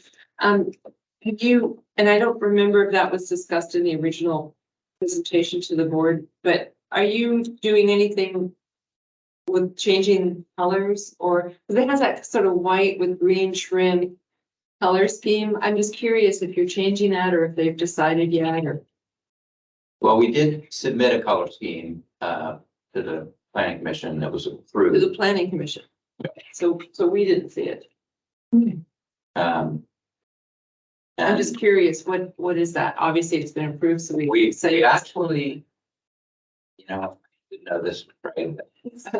I think it's a variation of the current scheme with a slightly different green and maybe a slightly different white, but we did, you know, try to. Basically. Because when Perry's was being done, we had like storyboard or colored boards that we were looking at comparing different color trims and things that were sort of authentic to the period of the building. But maybe that's splitting hairs with this project.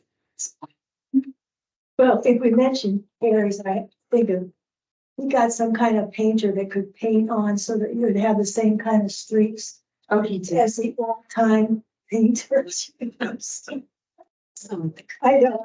It's really not boring.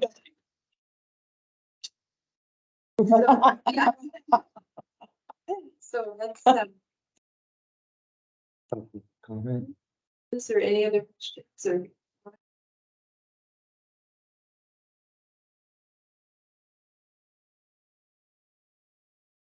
So the motion is that the board to whether we could approve this proposal. Rebuild the newer side of that panel. Replacing the area side. Yeah, what is the back? And also, would it be a separate motion to, so we suggested in speaking to give that the. I think at this point, is this it? Like, or is there possible that you're gonna run across anything more? I mean, I don't think with. It's probably like third one, yeah. I was thinking that if an issue couldn't be resolved tonight, we might want that, but.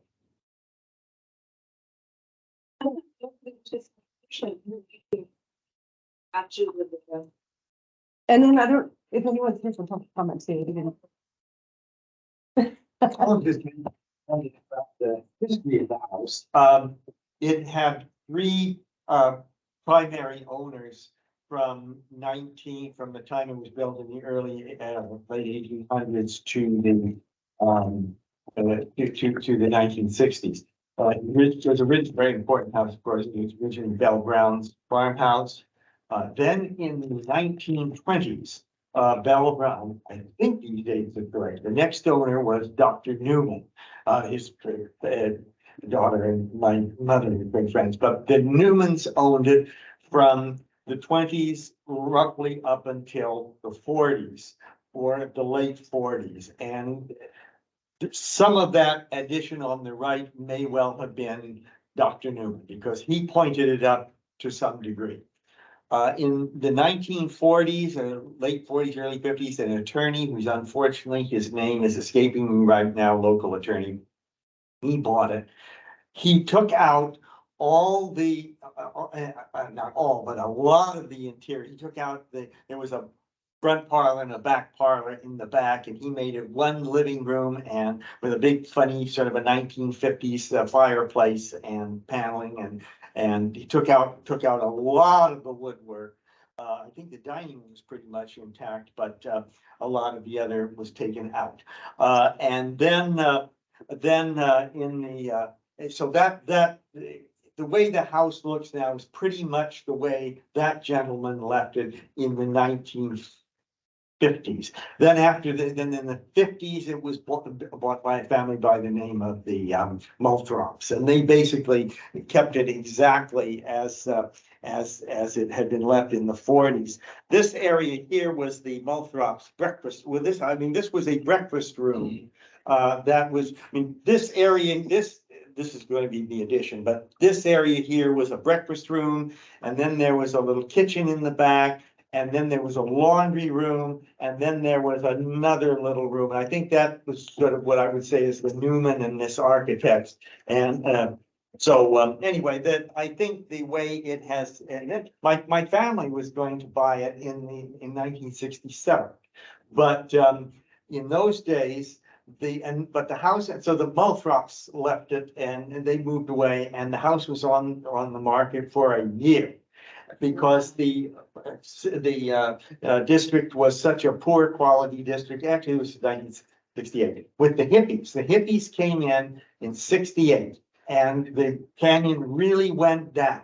And so, as I say, this house at that time in 68 was on the market for a year because there were a lot of communes still.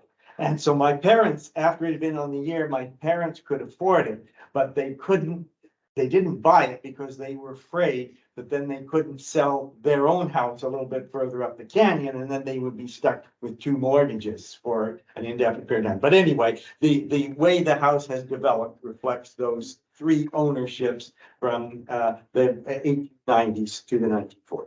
One quick question, how do you feel about the project? Have you seen it? It could, let's just say it could be worse. Okay. All right, did we take a?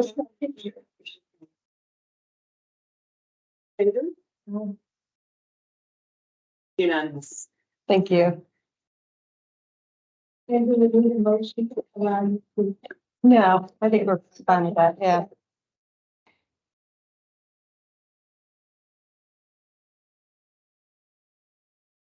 Oh, do you have, would you have? You're Hillary, right? That's when you drop by and that's when we.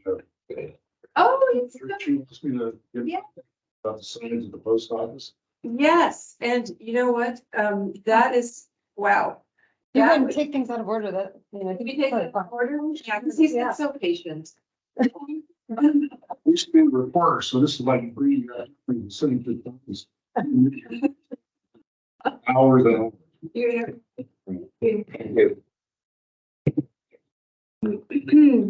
Let's see, yes, so let's just jump ahead for a moment to item 5B, which is discussion regarding potential donation of items with local historic significance.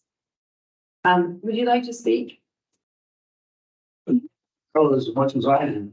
It's the signs on the post office. They're renovating the facade and been around those for years. And there's a wonderful, the tuna and ancient and sort of annoying people there, including the postmaster. They've got them set aside for you guys. They're looking. I stopped in there this morning, the postmaster wasn't in, but they said they have the signs. Yeah, 2 of them. And I was trying to get an idea of how old those signs were. And one of the clerks said that they were there when they remodeled the post office back in 1973, he thought. Yeah, so that would make them qualify for, we'd have to double check that the dates on those signs, but that would make them qualify to be historic significance. I think that'd be beautiful. Library or color. Yeah, but they do have a place for them inside the post office too. We're sure you could fit it inside. Yeah. Maybe they can. You know the big old sign? Yeah, yeah. It's nice. Yeah. Can I ask, why didn't they put them back? I think, I don't know, because the post office doesn't own the building, someone named Jerome. Yeah. I don't know, I and mean, that's who's done the remodeling. yes. But they, Control of him. He's on top of it. sounds like, I don't know, they have to label the building so you know that's a post office, right? We know what it is, but if someone were to mail a letter in Larkspur, they might be a little confused. I presume they do something about identifying. Yeah, so I don't know, maybe Basilio will know, but to be continued. And thank you for bringing that to our attention. Sure.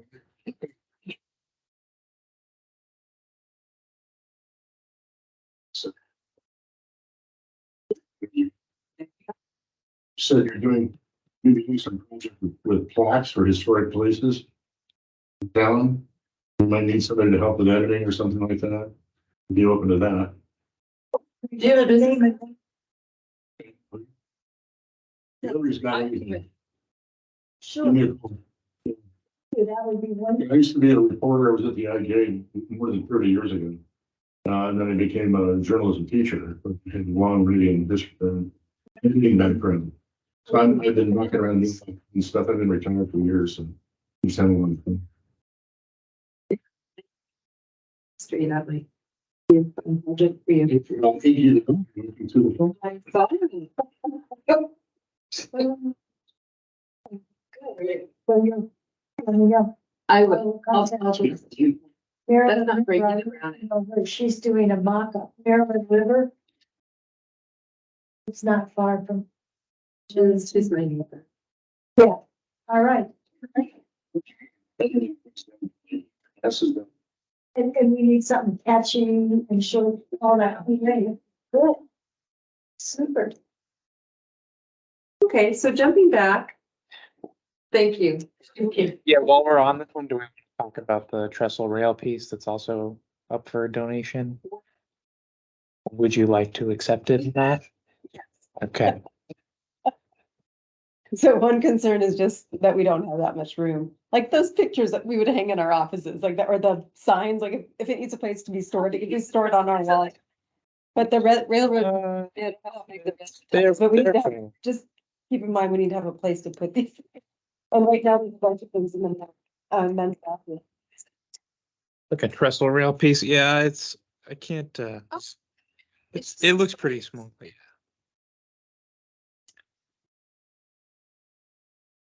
From the part of the home of area that went over, that's by my heart. Yeah. Right. Okay, people love Dirty this. everything is put us. So, and then none of us have keys to the closet. So yeah, at some point it would be good, maybe one of our monthly meetings, if we're gonna start having monthly meetings, it'd be good to go in. And you're welcome to join us too. We'll all go in the closet. We'll look and see what some of the artifacts are, because I've never, in all my years, I've never seen the storage Closet. closet. I've seen it once. It's been brought up that we don't have ongoing accession. Oh, You know, where you. well, obviously not, because it's not. That, that's a good point. That might be something for community outreach if we think about Yeah. ways to kind of reach out. I'm sure Dennis Gilardi has artifacts from his family history. He has a little mini display on the side of Mag's building. I think there's a lot of people in the community who've been here a long time, where they pick stuff up, they have odds and ends from their grandparents.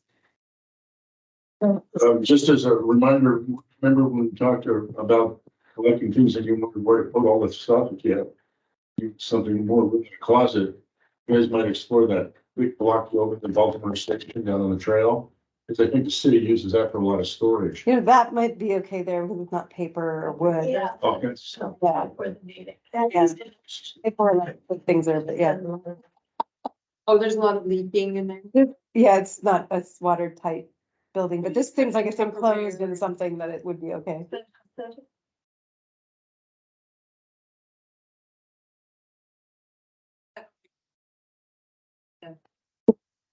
Thank you. Great.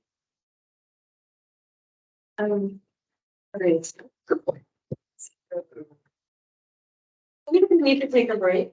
Can we do that? Yeah. Yeah, sneaks up on you.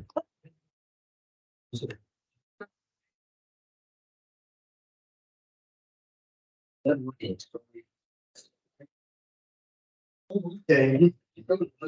And things was just the that's the say so. Ever. Bad awareness, EMIPZ. They had in life, well. For the voting aid. That's better. Linda Carroll. Yeah, well, it didn't work out in the office. My job to drop her column every Wednesday night. You know, like before 9 p.m. Morning paper. Yeah. Yeah. I worked in most of the civic center. And I was a hard news reporter, so I was in the court and sheriff and the coroner's office. We don't know what this stuff. And then I worked for Nance Johnson.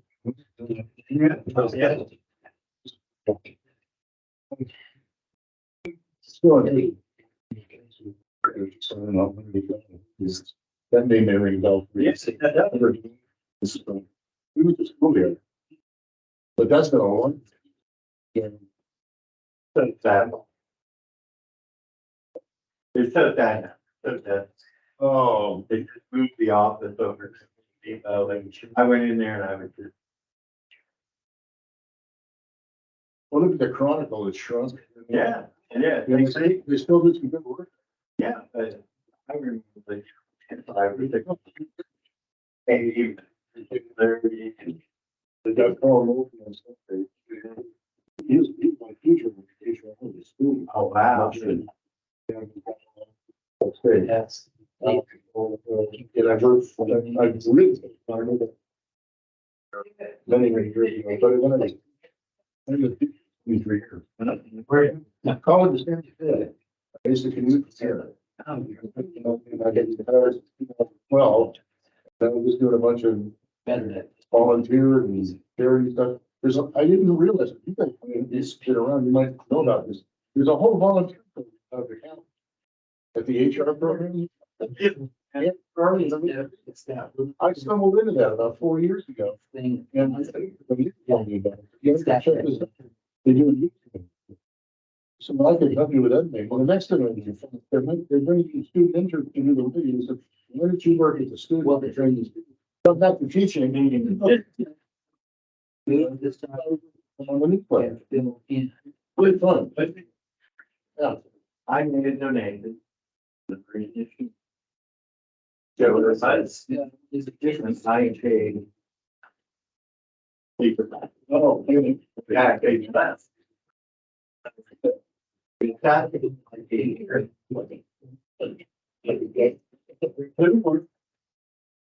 Of those orange. But I went to the other. And they said, I called the area news group, owned it. They said, you guys care? And they said, no, we don't. Care. I thought.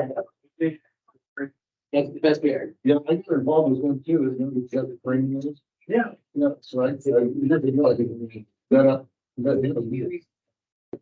got involved in the research project. And it is. I would assume that probably not. The only thing I would say about continuing it is it is going to the planning commission Tuesday. So it's kind of like, if you want to have your say in it, you'd have to do it tonight. Yeah. I never, I what's about.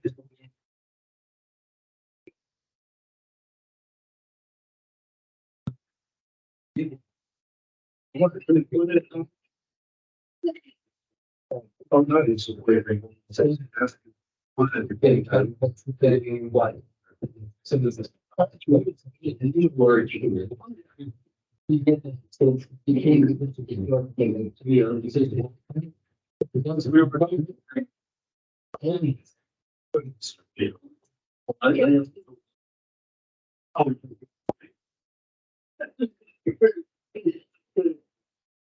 I know.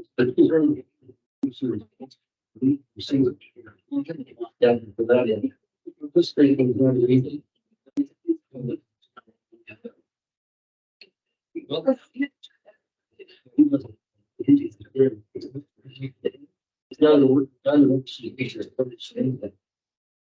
I think the community. So it's going to boss it. Want that. Well, that's what.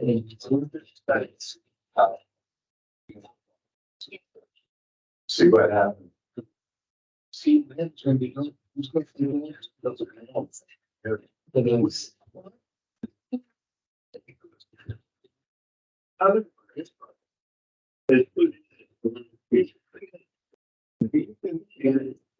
Well, you know,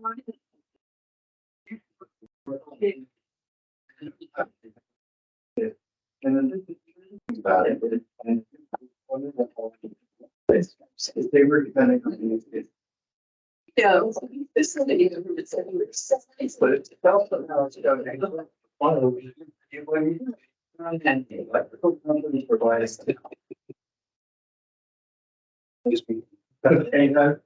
I'm sure it's a lot.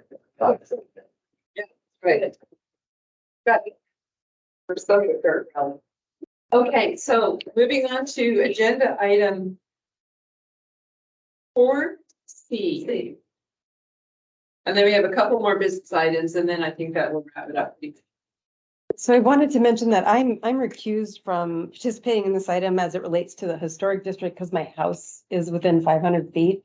And so I have a financial conflict of interest. So I've turned this report over to Alex. I can talk generally about the objective standards. I've been working with a lot of jurisdictions. The county came up with the original toolkit document, and I've been working on that for like since 2019. So anything that's more general, I'm happy to answer questions, but I'm going to turn it over to Alice. Okay. So you live within 500 feet of the historic district? I have a historic house. I live across from the gas station. I live in a house that has like a curved dormer with a palm tree in front. Oh, It's right in the intersection. Yeah, You could definitely walk to work. I just walked to work. You could apply one of my spaces out there. Okay, so good evening. As you may or are aware, probably the city is in the process of creating an objective design and development standards document for multifamily projects. This, in conjunction with the housing element update, will be used to review projects across the city that come in under certain state housing laws. Let's see. These standards differ from the existing standards used by the city in that there's no personal or subjective judgment from a public official. This board, it would simply be if a project is proposing, a certain number of affordable housing units, if they meet the criteria laid out in this document, they move forward without a discretionary hearing. The draft odds propose different overlay zones. The one that covers the downtown district is found on pages 55 through 64 of that big giant packet that you guys have.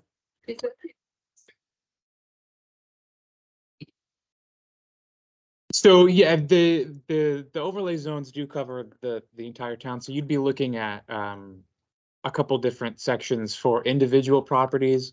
But I believe the entirety of the downtown district is in the T4 SMS overlay zone. But then yes, this individual houses would fall under the T3 SN, I want to say, which is the first one in there.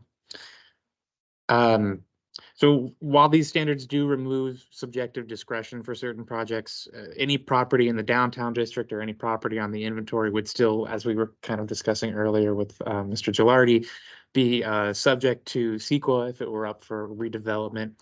That means that, they could propose a project, but it would have to be reviewed and found to not be a negative impact or, completely removing any historic integrity to a subject property in order to move forward.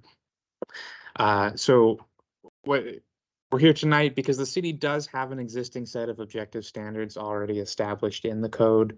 There are significantly fewer requirements in them compared to this one. That is, setback. The current one, I can pull it up for you if you're interested. It covers, general things, setbacks, height requirements, etc. Where this new document will cover pretty much every aspect of the building form, mass, bulk, and any kind of feature projections, things like that. It's a very extensive document. So if you would like to keep the existing standards, you could forward a recommendation to the Planning Commission, who, as I mentioned earlier, is going to review this at their next meeting on the 22nd, and just say that your recommendation is to keep the existing standards the way they are, or to adopt this more comprehensive document. So staff's recommendation is to hold a public hearing, discuss, and forward a recommendation to the Planning Commission as to whether or not the existing regulations or the proposed regulations should be in effect for historic structures. These are the proposed regulations. Yes, those are the proposed regulations. Sections. I would say that covers the district. But then there is, as it was pointed out, there is that I believe it's T3S, and it's gonna it'll cover single family homes, but those likely are not going to be redeveloped under these state housing laws, because that is going to be multifamily projects. So while it will impact them, it's in the grand scheme of things.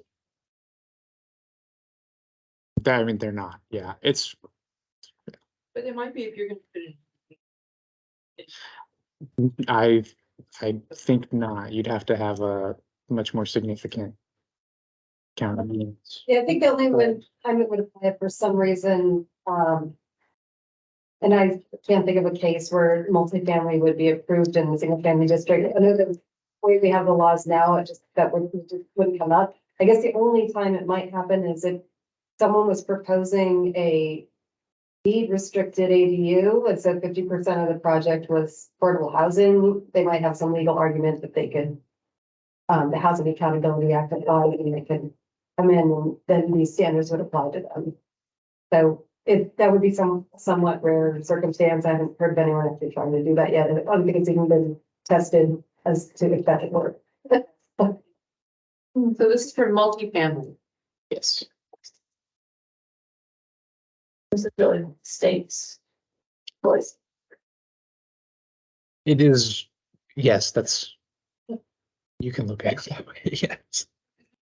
Here that is specific to heritage or historic preservation. I don't think it explicitly calls out, if anything, about if a property is in the district or not, but that would get wrapped in if, say, somebody were to redevelop, to use the easy example, 472 Magnolia with, 50% affordable units or whatever they might choose. It would come in under this, and then you would still have the Heritage Board review and through CEQA, the CEQA review to ensure that it's not a negative impact. So this is not going to change anything that we would do in terms of looking at future projects. It wouldn't supersede. In other words, someone couldn't come to us and say, look, I'm abiding by this and I don't have to follow any heritage guidelines because this is. If an architectural historian looked at the project and said, this will have no impact to the district, then I believe then your options are somewhat limited, but they still have to prove that, If the historian looked at a proposed project and said that conformed to these guidelines and said there was no impact or it was acceptable to them, then. Yeah, that's really the only bit of subjectivity that would come into the review process would be whether or not it's an impact. And then if it is an impact, what could be done to address those issues? I guess I'm just feeling which is the final guide. Would it be us or would it be this? Probably this. More likely, yeah. So in other words, if someone said, I want to build a 3-story taking 472, if Mr. Gilardi came back and said, I want to build a 3-story building and I am authorized by this guideline to do that, and I'll keep the front, but I want to build a big, tall building. Would we have any say in preventing that from happening? Well, that's where somebody like Mr. Garavaglia would come in and say in his report that is the bulk of that building and has an impact to the district. It's more than it's more than just the facade at that point, I would say. And all of these communities are facing the need for housing and affordable housing. Would that supersede the need to preserve certain types of architecture, sizes of buildings? I don't know which one has more power. I would say they kind of work in concert with each other. You would, if you could propose housing that meets everything in that document, but it came back and said that it's going to be something that is going to impact the district, they would not be able to do that project. without a redesign to present a project that then lets them build that without a negative impact.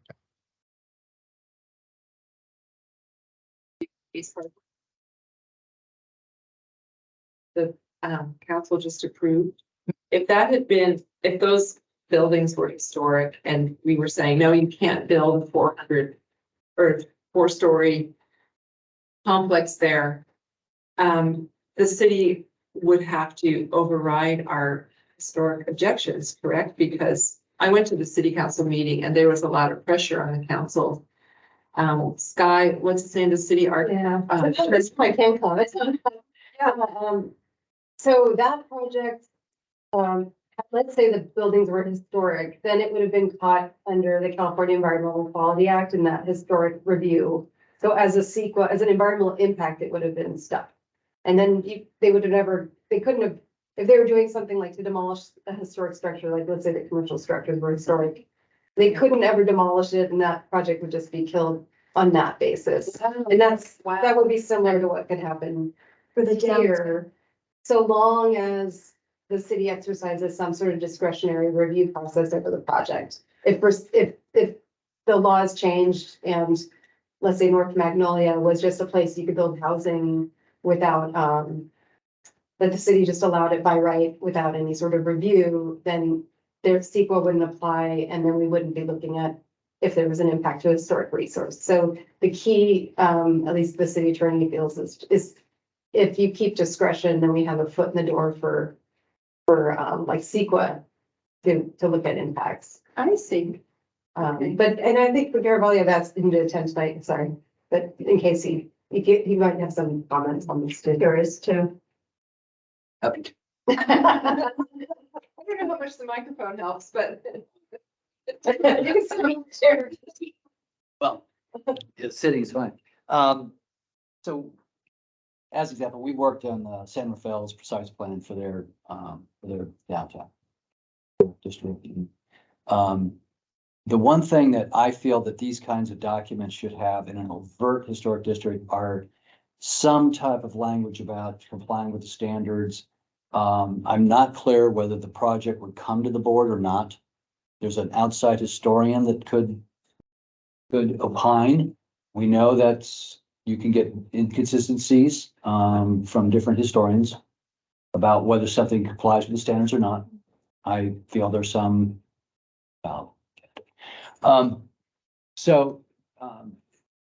My preference as a preservation architect and working with these kinds of issues to create clarity is to be specific about if you have an historic resource, you have to comply with the standards. If you're within the historic district, you have to comply with the standards. Those are overt, direct, they're not wishy-washy.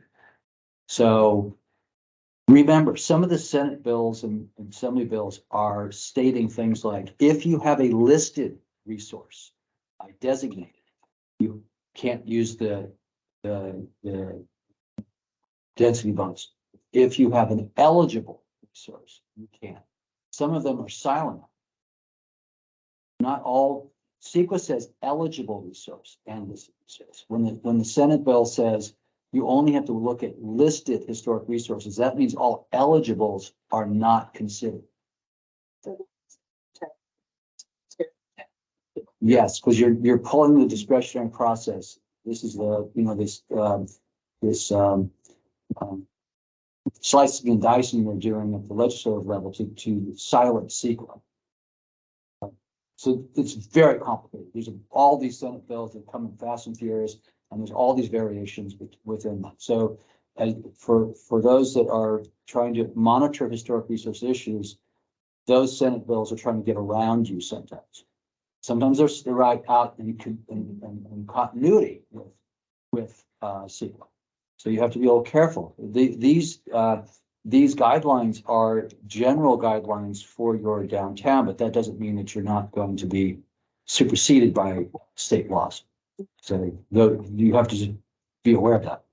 But, and I haven't studied these to any great depth in the current, especially the current condition. I reviewed them maybe 6 months ago, working the status at that time.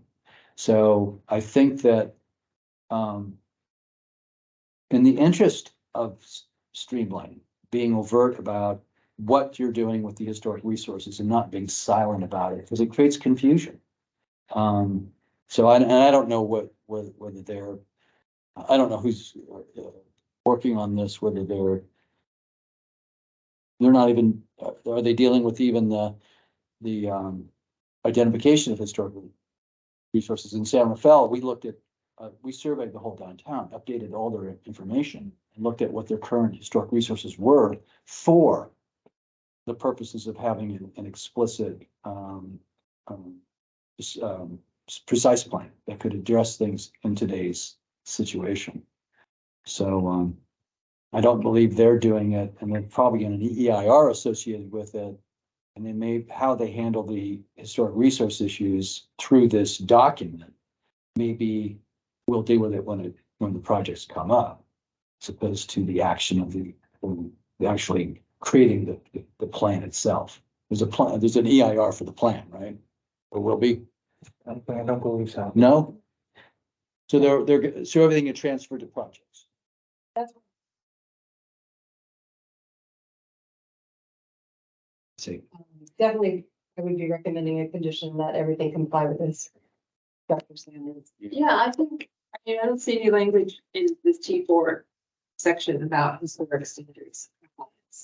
I don't know if that's something, Something in the document. so maybe that's something could we add before it goes to the planning commission? Unless I'm saying anything. Okay.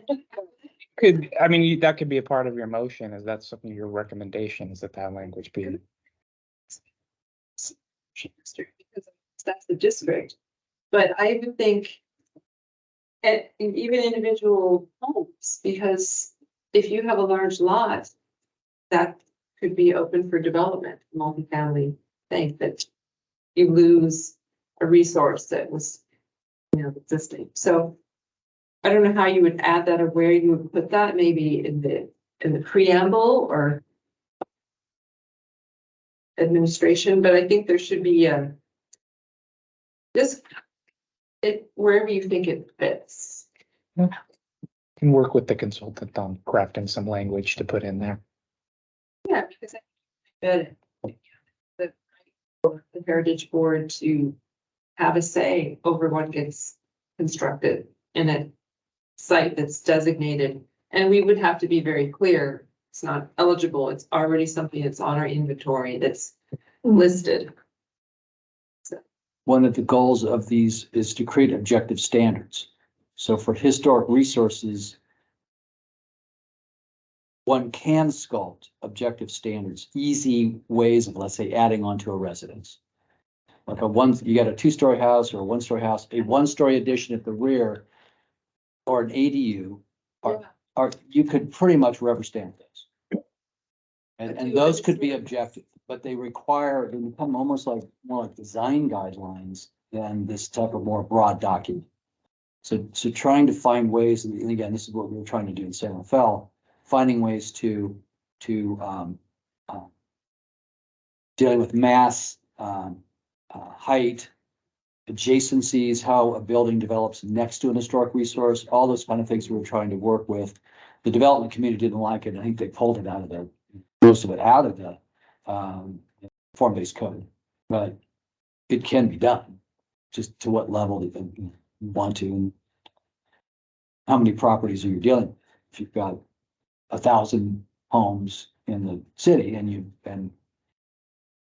10 are historic, you don't need, when it comes up, if it comes up, we'll deal with that particular property. Does San Rafael have a district, a national historic district? They had eligible districts. I don't think they have an actual, I love history, can't remember dates, names. So, but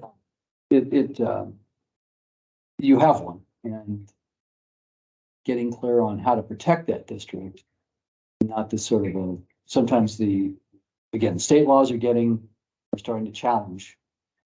That doesn't mean we're not supportive of housing.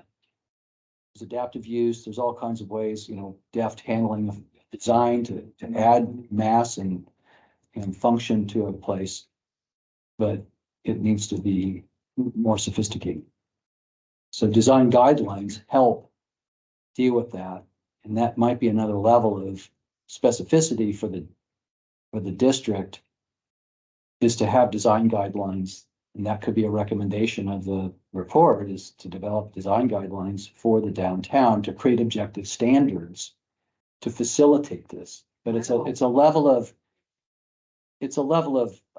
granularity that starts to, that's a whole nother report, expenditure, effort.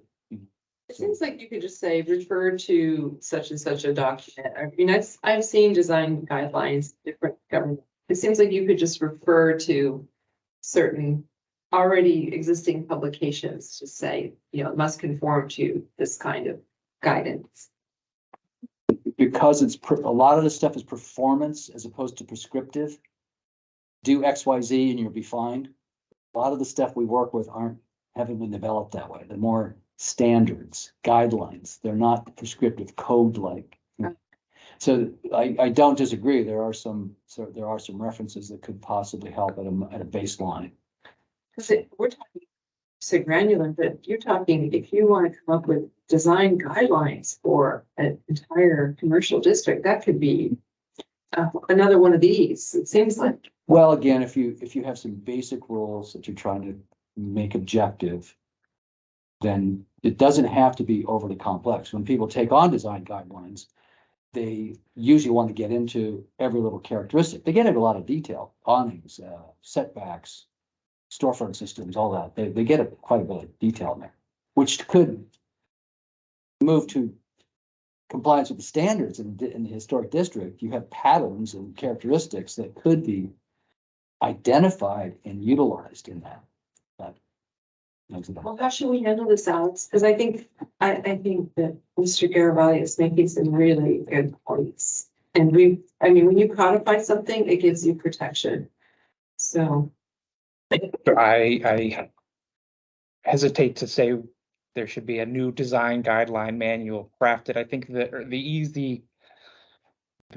probably the easier route, given where we are in the process, would be as a part of the recommendation to, I think, borrow some of the language he used, that projects in the district or that are listed on the inventory must comply with the Secretary of the Interior standards. And that's just a pretty simple carve out. Well, yes, the historic architect would be the one determination on the compliance with the standards. Would that just be an addendum? Would you incorporate? Yeah, that would be, if that's the recommendation, we could work with the consultant to see if there's a space to carve out some language that. Yes, you would need to make a motion. I don't know that you need to specify the exact language, and you could, leave that up to the consultant to craft. But you know what we're getting. Yes, I understand what you're getting.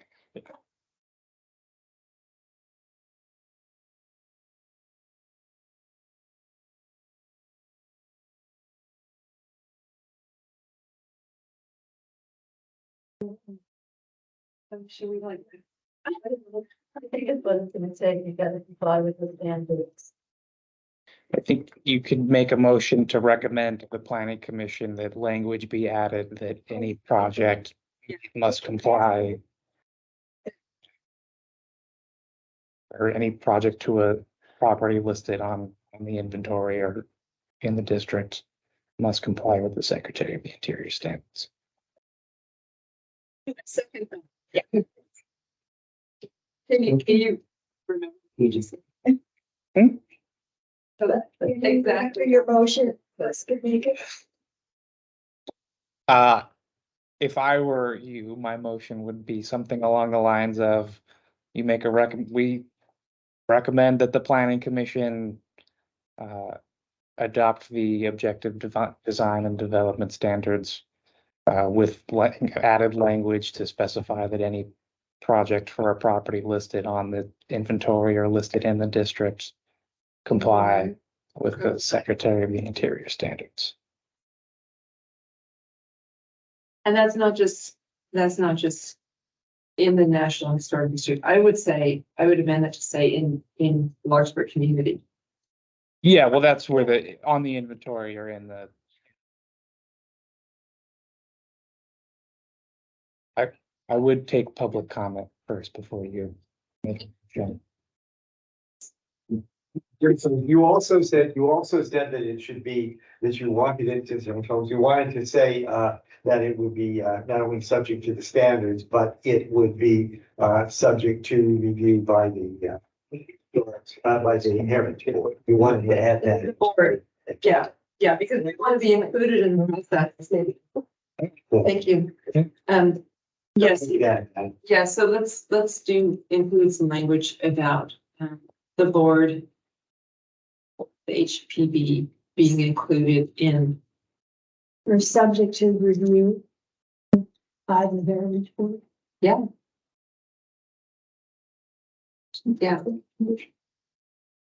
Somebody's gotta read it into the record for us, so who wants to take a quick at it?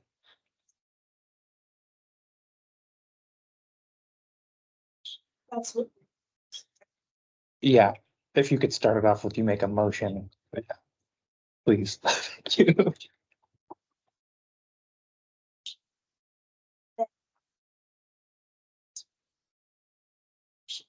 the objective standards. Now, is this what we're calling the standard, the objective design and development standards for property? Subject to review, well, no, I have to say something about property. Adding language. No, Let me take a stab at it. yeah, you better.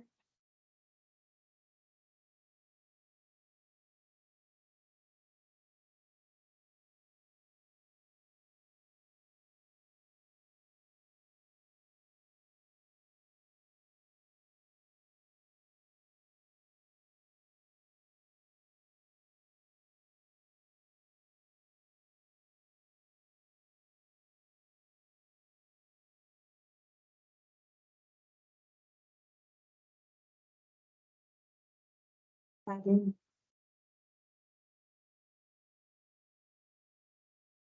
I think I've got it. Okay,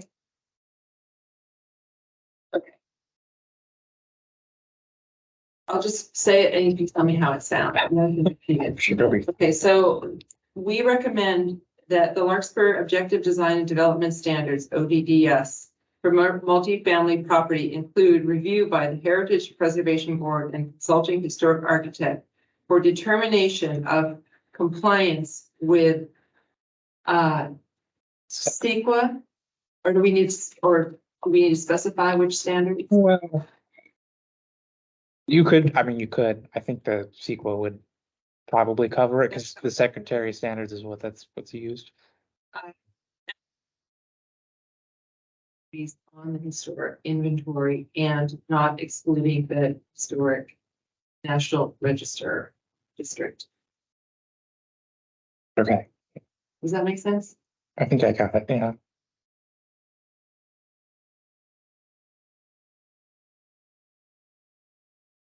You have to have anybody second. Yes, you did. All in favor? Okay, Okay, motion passed. 4-0. the language again, and you got it. Why don't you, I can take a look at your notes after the meeting and just write it down. But I understand the intent, at least, yeah.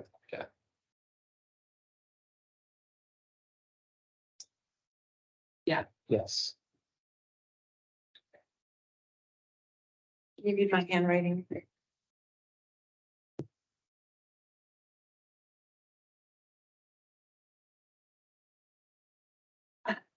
I'll just do the easier route, so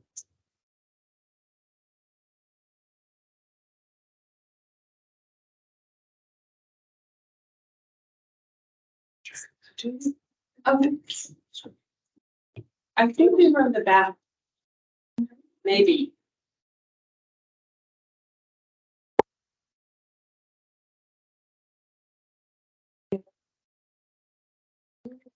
The notes. The note. Did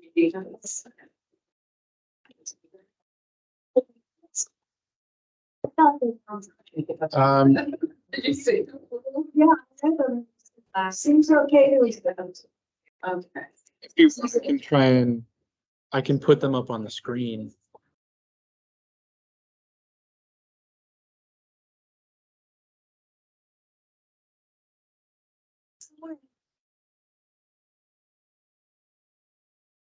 That would be something in March.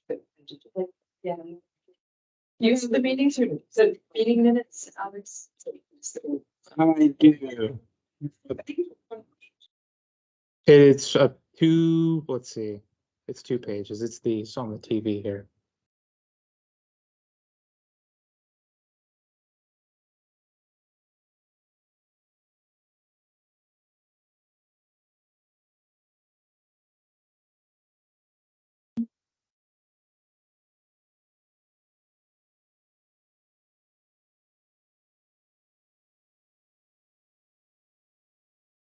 It's a city hall discussion.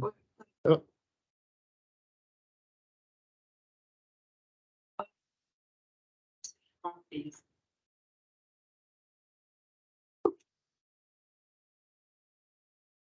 This is draft minutes. This is different. You've got it. that looks like it, yeah. Oh, there's my reminder to close my eyes.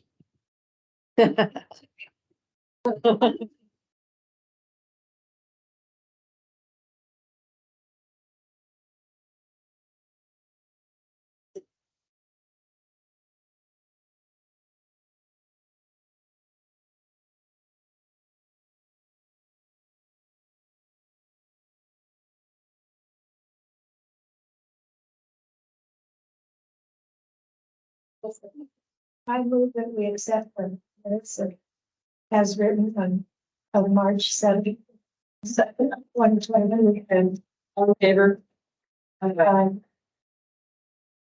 so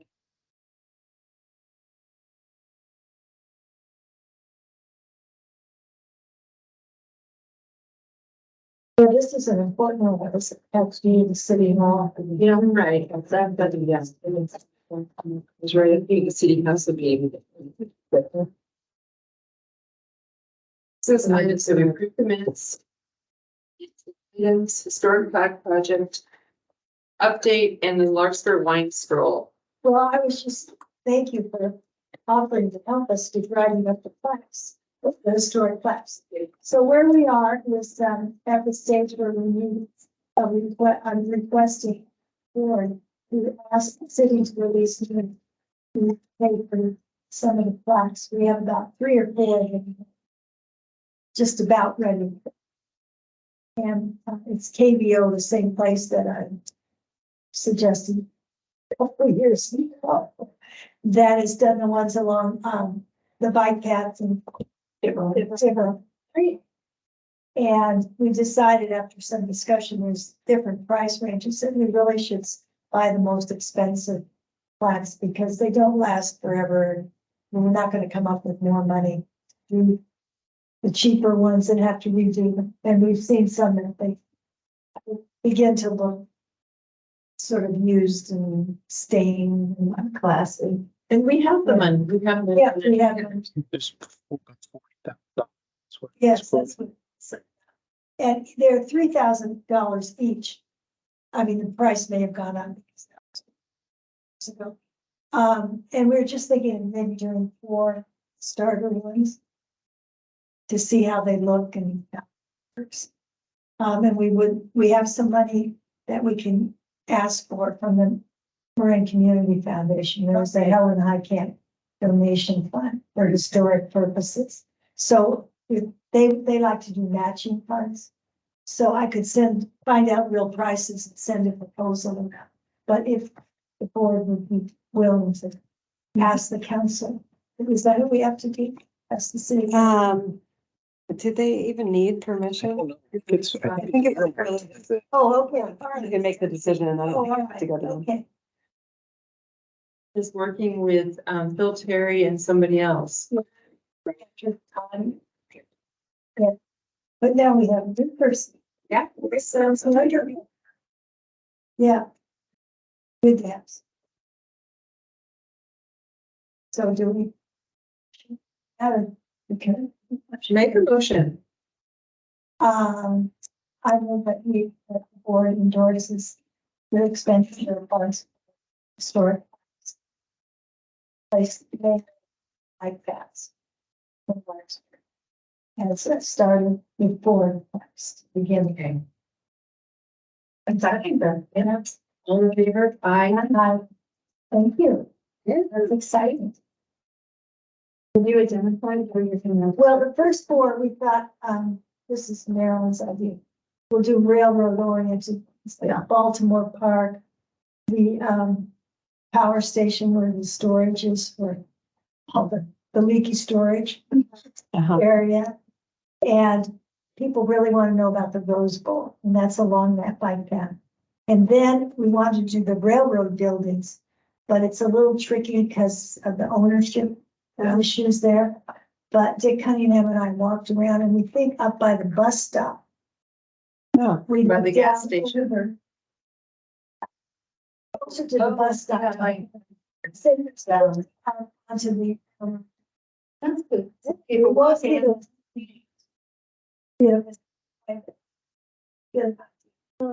Black down, I'm just there. Right, yeah. So that's what we thought instead, And the knee walk, you know, that's a good one. the original inhabitants. Well, we thought we would do that alongside the creek. One place by Niven Park. You know, over on Greenbrae, Oh, right. and then along the creek, because they had so much. Yeah. Creek.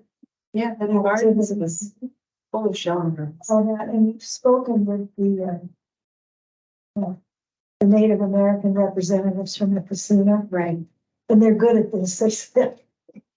They've gotten this practice, so they'll help us with how to write those. Yeah, they said to produce a draft and they would look at that. Yeah, so they- And I can help with that. okay. Great. The wine stroll. It's fun.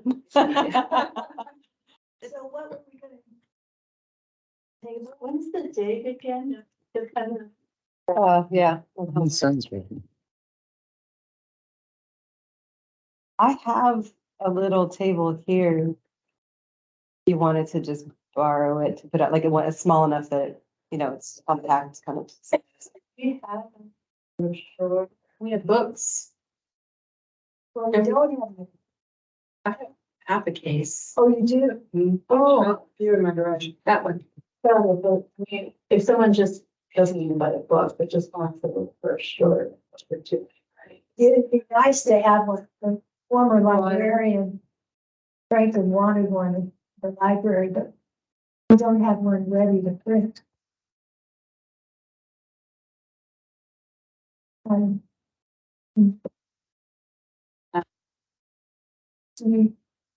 Somebody else provides the wine. Right.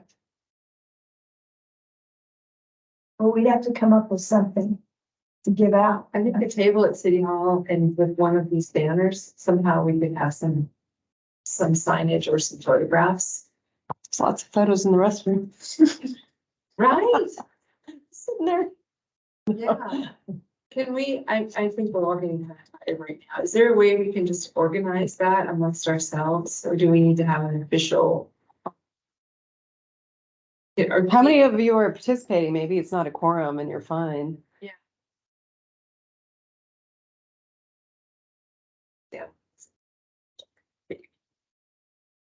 So, Sure. So yeah, so I mean, if you just let them do it and then Yeah. that's not a quorum and you could, and then we can always. I could help you with the table if you need a table.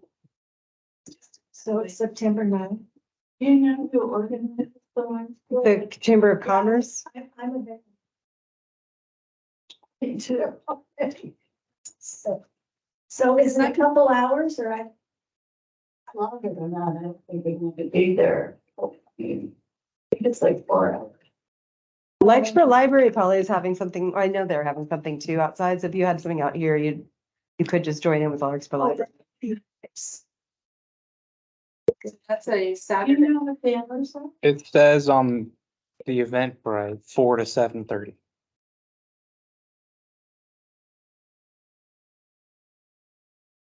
Four to six would be the best hours.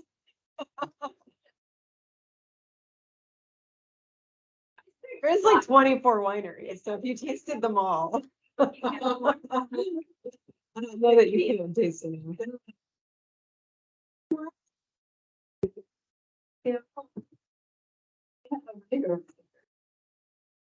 Yeah, let me know. What you might You need. didn't know you were volunteering for so much work. I did you? just haven't in the other county and doing a bunch of stuff there too. I think it would be really cool to emphasize if we had a table here, just because I think it's good to raise people's awareness of this building.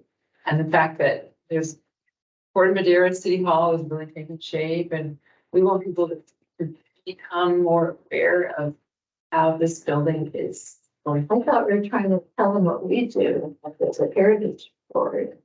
That we fly.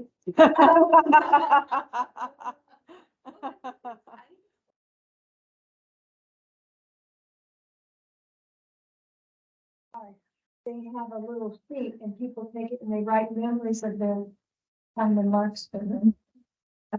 Like decorates in it. So there's a collection of this. That's beautiful, very idea. And that's why I wanted to start, Just get a guest book. Stationery store and get a guest book. Write their memories on a book. Yeah. Then you find the key and we'll put it in. It's in the cabinet, yeah.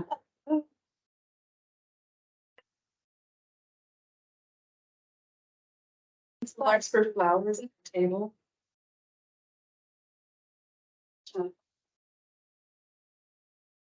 All right, so anything else that we need to do? We've approved minutes, wine stroll. Any other board member reports? Nothing? Okay. I put forth a motion to adjourn the meeting. So, all in favor? All opposed? do you want some of this back and to kind of story? I'm happy to take